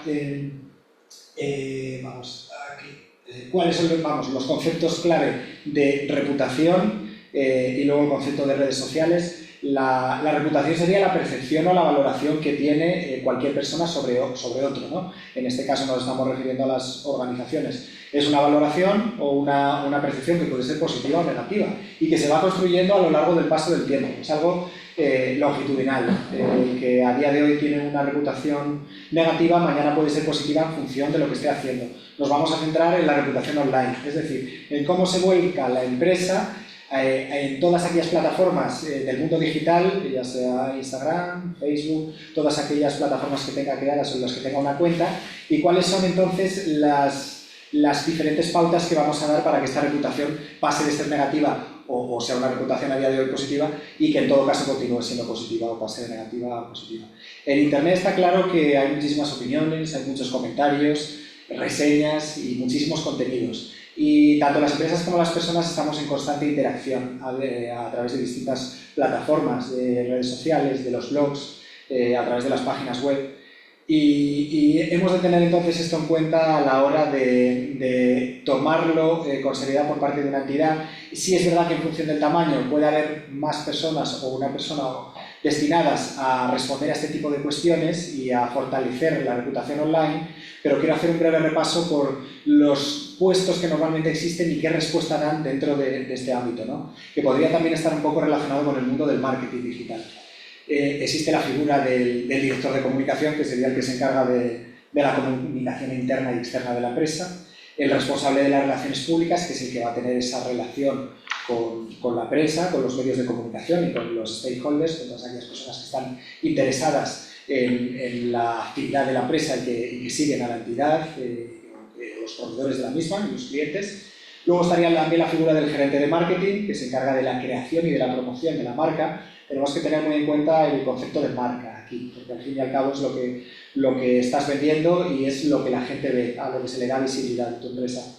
Luego hay especialistas en gestión de crisis, también pasaré a hablar a continuación de unos ejemplos concretos de una serie de crisis y cómo se resolvieron para mejorar esa reputación de la empresa tras una bajada como consecuencia de una serie de hechos desafortunados.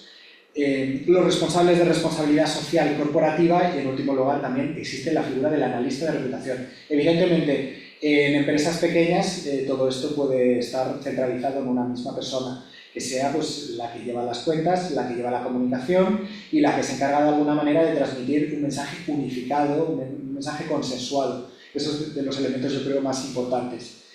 Las redes sociales, estamos hablando sobre todo de redes sociales, que digamos, son aquellas plataformas digitales que van a permitir a las personas crear contenidos, compartir, interactuar y sobre todo a las empresas pues, crear ese contenido y tener el contacto con el cliente. Muchas veces el negocio, el comercio es puramente electrónico y es online. Os he comentado el tema de las crisis reputacionales. Voy a daros algunos ejemplos, ejemplos que fueron muy sonados y cómo fueron resolviendo las entidades, digamos, por la visión que tenían todas las personas que habían visto. Nestlé, primero, KitKat, aceite de palma a las 10, 2010.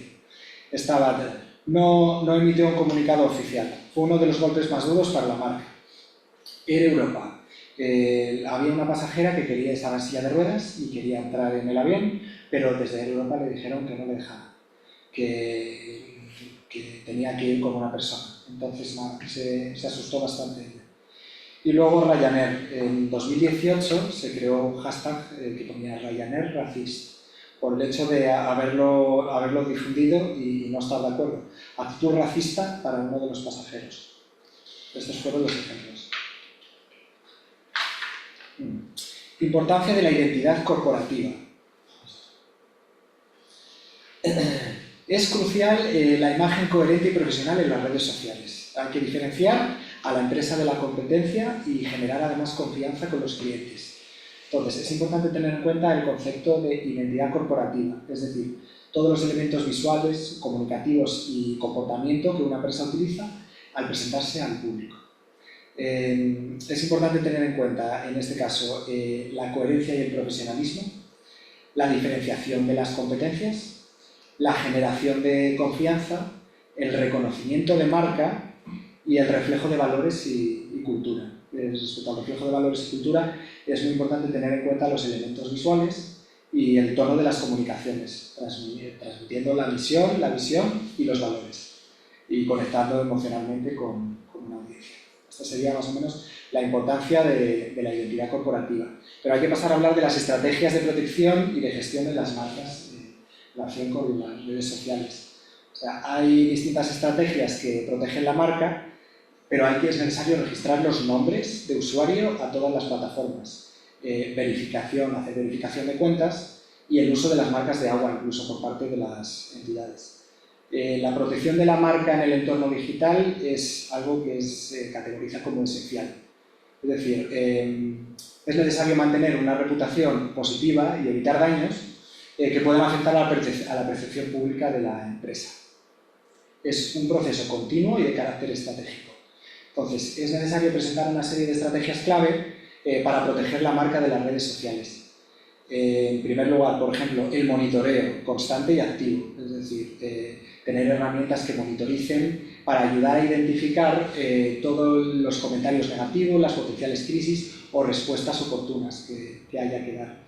Otro sería la gestión de las crisis a través de un plan implantado de gestión de crisis que esté bien definido, contar con una serie de protocolos para poder responder a comentarios negativos, a rumores o a cualquier situación que pueda dañar la reputación de una entidad, de una empresa. La protección de la propiedad intelectual también entraría dentro de estas estrategias clave. Es importante que todos los elementos de la identidad corporativa, como pueden ser el logotipo o los eslóganes, que estén debidamente registrados y protegidos. Y además es importante vigilar el uso no autorizado de los mismos. Las políticas de uso de las redes sociales sería otra de estas estrategias clave. Es importante tener unas políticas claras para el uso de estas redes sociales por parte de los empleados, que podrían prevenir muchos problemas, y evidentemente por parte de la persona que estuviera encargada de la gestión de las redes sociales de la organización o de la empresa. Se deberían establecer, por lo tanto, una serie de políticas, una serie de directrices y que esta persona represente realmente a la empresa para llevar a cabo los comunicados o para comunicar todo aquello relacionado con la misma y sobre todo manejar situaciones que sean conflictivas. Es importante, ya hemos hecho referencia a ello en distintos puntos, la educación y la formación de los trabajadores, en este caso también para capacitar a todos los empleados de la importancia que tiene la reputación online y que la protección de la misma tiene carácter vital y es muy muy importante. El contenido debe ser un contenido además el que se utiliza, el que se va a subir de calidad, es decir, debe ser un contenido relevante para los destinatarios del mismo, para los clientes habituales, y es mucho mejor además tener incluso menos contenido, pero que sea un contenido mucho más interesante y que realmente esté dirigido a aquellas personas que son los clientes, que estar haciendo contenidos o publicando todos los días con publicaciones que no están bien elaboradas y que no son realmente interesantes. El contenido debe ser, por otro lado, también de carácter positivo, no solamente de calidad y relevante. Y en muchas otras ocasiones es bueno además colaborar con especialistas del sector, ¿no? o tener embajadores de la marca, gente que realmente sí esté relacionada con ello y que a cambio de una cuantía económica consiga relanzar la marca y que sea una persona conocida en el sector y que ayude por lo tanto a mover de alguna manera la marca. Es importante la transparencia, dos factores, y la autenticidad en toda la cuestión de las comunicaciones. Fundamental lo que no ha ocurrido en determinados casos de de crisis el admitir los errores y el tomar medidas además para corregir todos estos errores que se hayan cometido como organización en el ámbito de las comunicaciones. Y es importante también el engagement con la comunidad, es decir, participar activamente en las conversaciones y las comunicaciones online, es decir, tener a la persona que se encargue de responder en todas aquellas dudas, cuestiones que a través de redes sociales haya planteado pues, los clientes o aquellas personas que hagan un seguimiento de la entidad o la organización. Y por último, siempre importante la evaluación que se tiene que hacer para una mejora continua. Evaluar qué se está haciendo a día de hoy y cuáles son todos aquellos factores o todo aquello que se puede mejorar para en este ámbito, digamos, relacionado con el marketing, se va a poder mejorar y va a poder tener, por lo tanto, unas consecuencias favorables para la entidad. Por otra parte, tenemos las políticas de seguridad y privacidad en el entorno digital. Hemos hecho ya referencia a normativas relacionadas con la privacidad, con la protección de datos. Jaime ha resaltado la importancia que tienen los datos y todo esto entonces va ligado con las políticas de seguridad y la privacidad en el entorno digital. Es decir, es necesario implementar este tipo de políticas y además de una manera muy clara para que el uso de las redes sociales de alguna manera esté securizado, que todos los datos que se estén tratando sean siempre de conformidad con la legislación y la normativa en cuestiones de privacidad. Fundamental la importancia de la confidencialidad, por lo tanto, como esa dimensión de que no tengan acceso a determinadas informaciones aquellas personas que no deben tenerlo dentro de la empresa. Es importante proteger la información sensible, como podrían ser datos de categoría especial de la empresa y evidentemente de sus clientes también, todos aquellos datos que se estén tratando, así como cumplir con las normativas legales a las que hemos hecho alusión en las anteriores diapositivas. Hay que seguir una serie de estrategias dentro de estas políticas de seguridad, que podría enumerar o hacer alusión alguna para que tengáis más o menos conocimiento de en qué consiste. Por un lado, la evaluación de los riesgos del tratamiento de determinada información y para que, en todo caso, se implementen estas políticas de privacidad. El desarrollo de unas políticas claras, es necesario contar con protocolos, con políticas, fundamental, como hemos comentado también, la educación, es decir, de todo esto tienen que tener conocimiento los empleados de la empresa y en el caso también de que los clientes preguntaran por ello, es necesario informarles de cuáles son las políticas de privacidad y de seguridad que se están implementando en la organización. Fundamental el cumplimiento normativo, no solamente ya de las leyes y de los reglamentos europeos, sino también de las ISOs, del 27001 en cuestión de sistemas de gestión de seguridad de la información, del esquema nacional y también habría que hacer uso de tecnologías de seguridad, no solamente ya todo el tema, toda la cuestión de la concienciación, la necesaria formación de los empleados, sino también invertir económicamente en tecnologías de seguridad, implementando, pues tener el cifrado de datos, firewalls, ya hemos hablado de ello también en la primera parte de hoy, sistemas de detección de intrusiones. Esto sería más relacionado con el mundo técnico, pero que se requiere el realizar una inversión en ello. Gestionar muy bien los accesos que van a tener lugar a la información de la organización y luego un plan de respuesta a incidentes. Como veis, si se puede contar con distintos protocolos relacionados con todo esto o distintas maneras de actuar para evitar tanto los ataques como para saber a posteriori qué hacer con ellos, es fundamental tener estos planes de respuesta a incidentes. Revisión y actualización regular de todo este plan de privacidad. Y, por supuesto, tener transparencia con los clientes. Al igual que debe existir esta comunicación a través de redes sociales o aquellas plataformas en las que tenga cuenta la organización, a través de aquella persona que esté designada y que esté detrás, y que tiene que ser válida y tener los conocimientos para hacerlo de manera óptima, no sobre todo para generar en la organización unos intereses a futuro, es necesaria la transparencia con los clientes y dar respuesta en el caso de que haya una crisis, por ejemplo, reputacional, nunca quedarse o en el hecho de haber hecho daño a una persona física, como ocurrió, por ejemplo, con Ryanair, y no comunicar a posteriori, no tener unas disculpas públicas y no actuar en consecuencia y tener una nueva o implementar una nueva política de privacidad modificada y acorde con las crisis que hayan tenido lugar. Es importante hacer referencia también al contenido consistente y de calidad que tiene que tener la empresa a la hora de publicar los contenidos a través de las redes sociales o estas plataformas y que en todo caso sí sería necesario que se reflejaran, o es importante, es interesante que se reflejen los valores y la misión de la empresa. Es decir, cada una de las entidades tendrá unos valores concretos, tendrá también unas necesidades y se debe ver plasmado de alguna manera en el contenido que se publique en redes sociales. De esta manera han de definirse unas estrategias, esto es el trabajo propio que tiene que hacer la entidad en relación con estos contenidos que se van a publicar. Tiene que definir la estrategia de contenidos, primeramente, para saber qué tipo de contenidos con esta finalidad de la que estamos hablando tienen que tener. Hacer un calendario de publicaciones. Muchas veces no es tanto, como he comentado antes, el publicar todos los días o el estar publicando cada hora, sino el hacer unas publicaciones, hacer un calendario y unas publicaciones de calidad, que es al final lo que le van a dar pues, un punto de vista por parte del cliente de ir escalando, digamos, entre otras empresas que puedan ser competidoras y que se dediquen al mismo sector, en este caso el industrial. Priorizar, por lo tanto, la calidad sobre la cantidad, sería la conclusión a la que llegamos. Se pueden emplear además variedad de formatos a la hora de realizar las comunicaciones, ya sea por escrito, utilizar el vídeo, utilizar cualquier tipo de formato que tengamos a mano, como pueden ser los podcasts o publicaciones a través de las redes sociales. Es importante utilizar consistencia en el tono y en el estilo y emplear normalmente, así como es necesario que exista por lo general una única persona detrás de estas comunicaciones para que se siga un mismo hilo, una misma manera, utilizar un tono y un estilo que sea acorde al servicio que se quiere prestar y a la propia organización, a la identidad de la organización.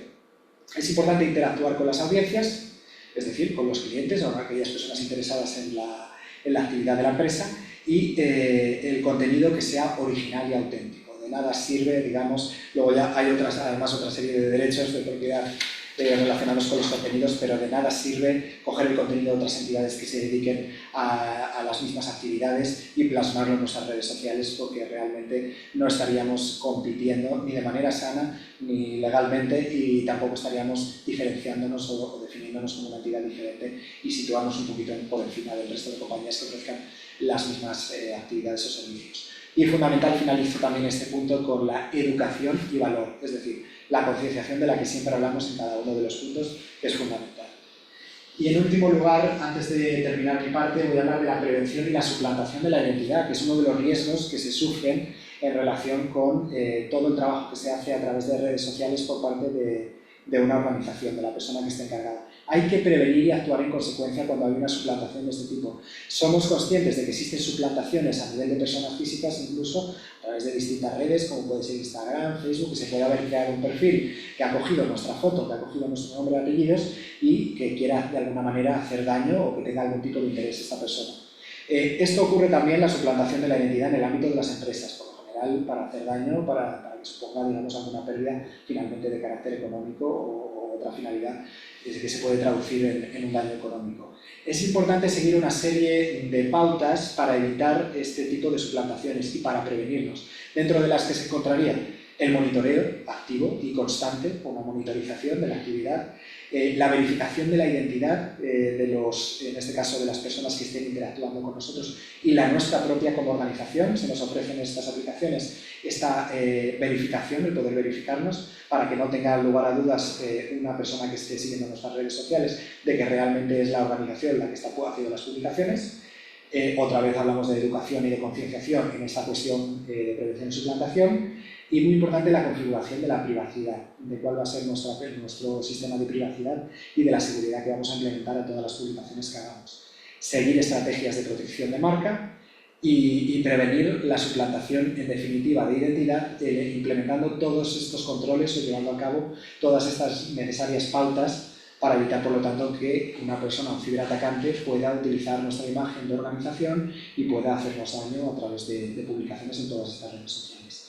Y de esta manera pues voy a dar paso a Jaime para que finalice con toda esta parte, pero desde la parte ya más técnica y más práctica. Pues claro, si empezamos a hablar del tema de suplantación de identidad, a mí, Javi, es que me viene una cosa a la cabeza, simplemente. Y es esto, los deepfakes. Oye, ¿y si tu CEO es un timo? Y es que esto es muchísimo más habitual de lo que pensamos.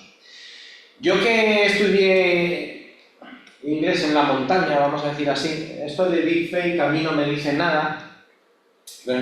Busqué la traducción literal a ver cómo lo traducían los sistemas estos de traducción automática y me encantó. O sea, me voy a hacer una camiseta con este eslogan que pone falsificación profunda. Me encanta. Yo creo que es la definición exacta de lo que es un deepfake, ¿no? Es llevar las cosas hasta un engaño que no seamos conscientes ni pasado el tiempo de que hemos sido engañados, ¿no?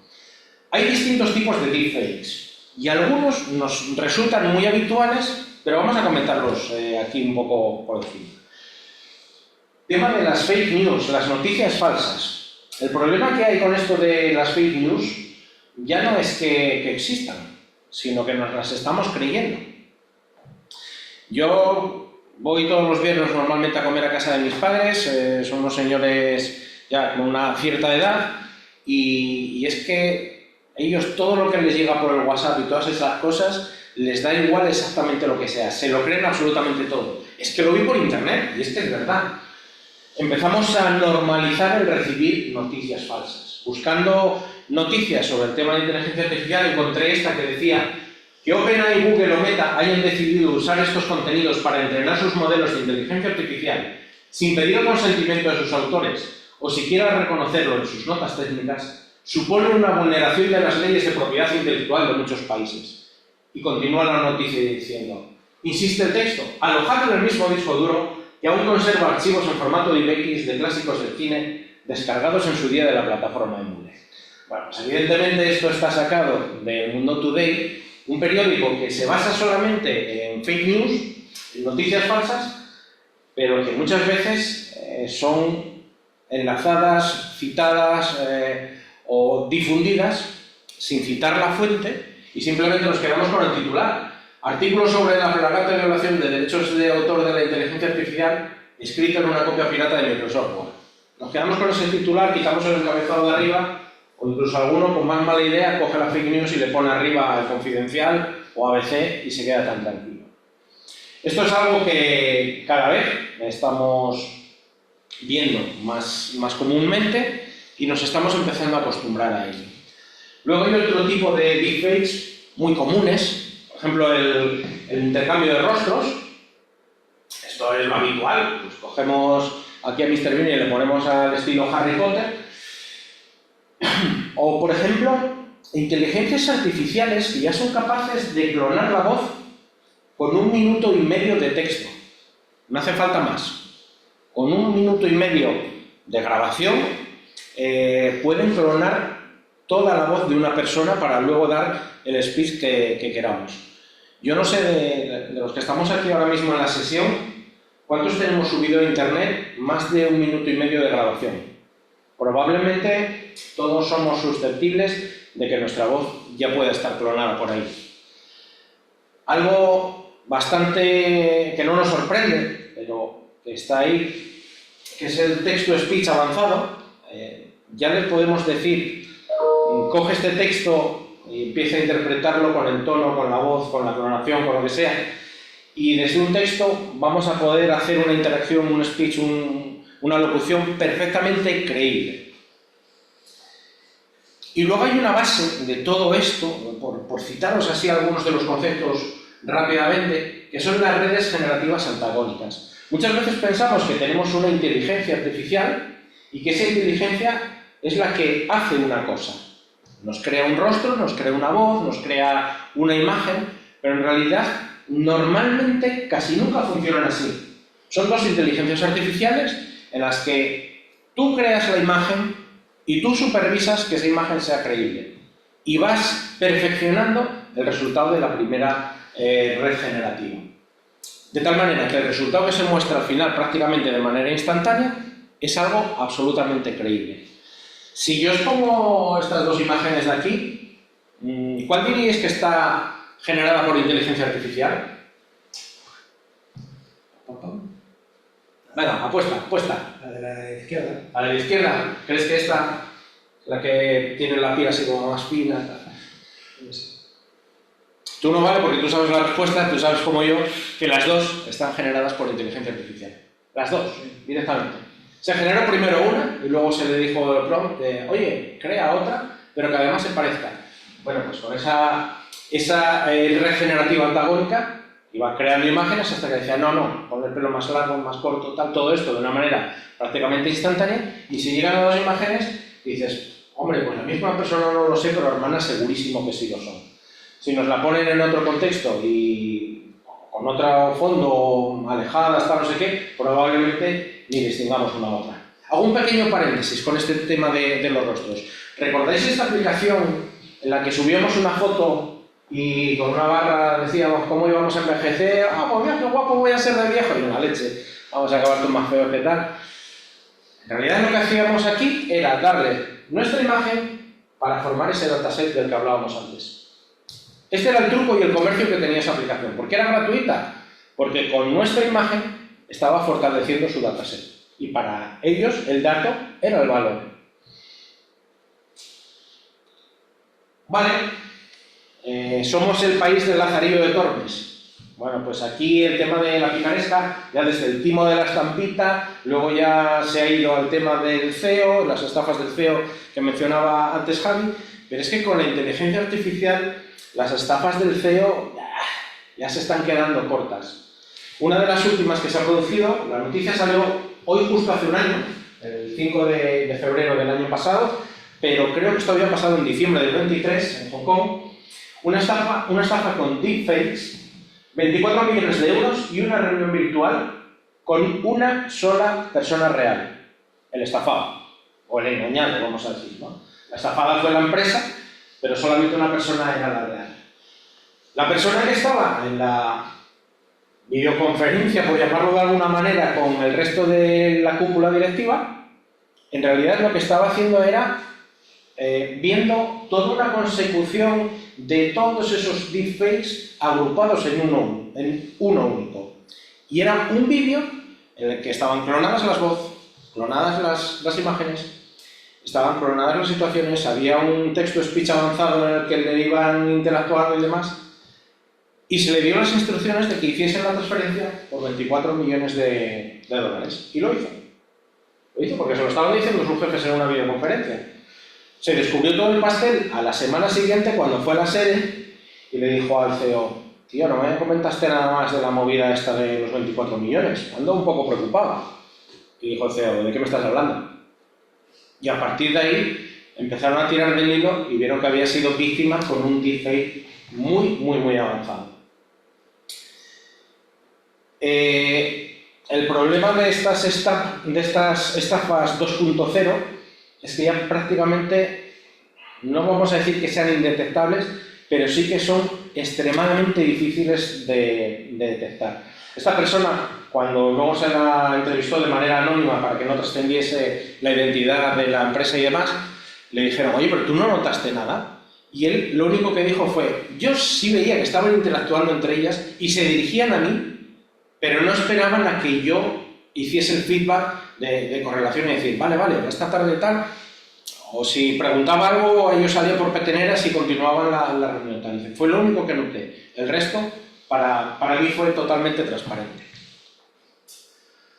Bueno, pues, ¿qué pasa con la reputación de la que nos estaba hablando Javier en el tema, en la era de la inteligencia artificial y en la era de, yo lo llamo la plaga de las redes sociales, la plaga en el sentido más literal de difusión de manera descontrolada e imparable.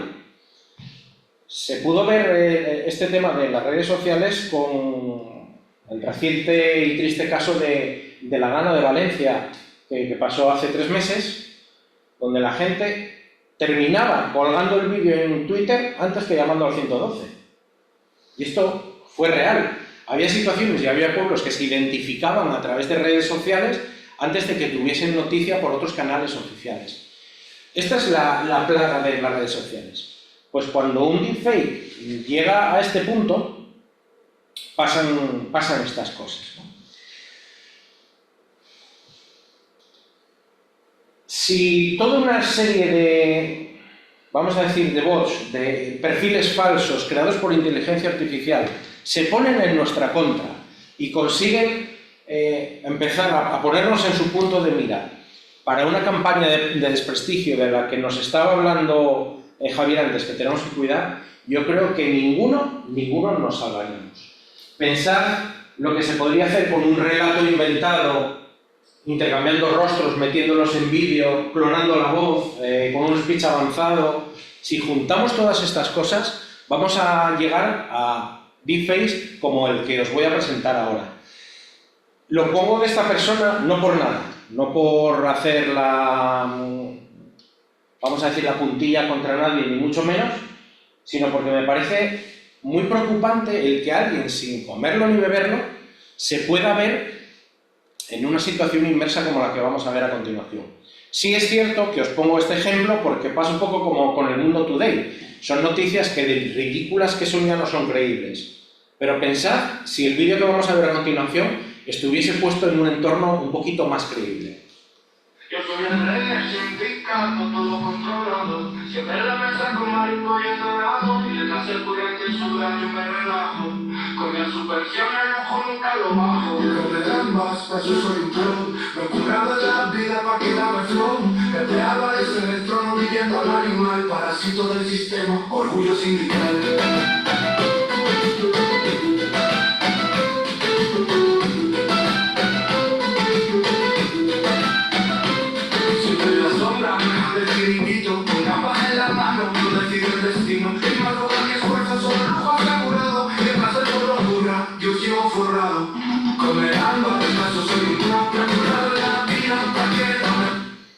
A partir de ahí ya es, vamos a decir, es irreverente incluso para mí, o sea que imaginaos, ¿no? Vamos a pararlo ahí, pero sí os sirvo un poquito de ejemplo de que veáis que se puede llegar a hacer con imágenes públicas. Aquí, bueno, pues estaba una canción ahí de fondo con el texto del pobre Pepe Álvarez, pero que podría ser perfectamente una locución de él dando un meeting y haciendo cualquier speech sobre los genitales de Rubiales, yo qué sé, porque las salvajadas ya no tienen ningún tipo de medida. ¿Cuáles son las consecuencias de esta situación? Lo primero, que podemos llevar nuestra empresa a una pérdida de confianza. Y ojo, no estoy hablando solamente de confianza de los clientes, sino que lo decía antes Javier, pueden ser los inversores, pueden ser los socios, o pueden ser los propios trabajadores los que pierden la confianza en la dirección, porque se pierde el rumbo de la directiva de esa empresa. Puede desencadenar en fraudes financieros. Yo de verdad, si a mí me hacen una multiconferencia en la que Agustín me dice que haga tal, igual lo último que se me ocurría pensar es que no fuese Agustín el que me lo estaba diciendo. Bueno, pues puede ser que sea un deepfake de estos como el que acabamos de ver. Y terminamos en fraudes financieros. Y sin duda, vamos a tener una crisis reputacional bastante severa. Vamos a ver unas pequeñas salvaguardas. Algunas ya nos las adelantaste tú, Javier. Lo primero, proteger los perfiles oficiales de la empresa. Fundamental. ¿Cómo se protegen? Controlando quién tiene acceso a ellos, poniendo doble factor de verificación, estableciendo unas políticas claras de uso y acceso, todas esas partes, ¿no?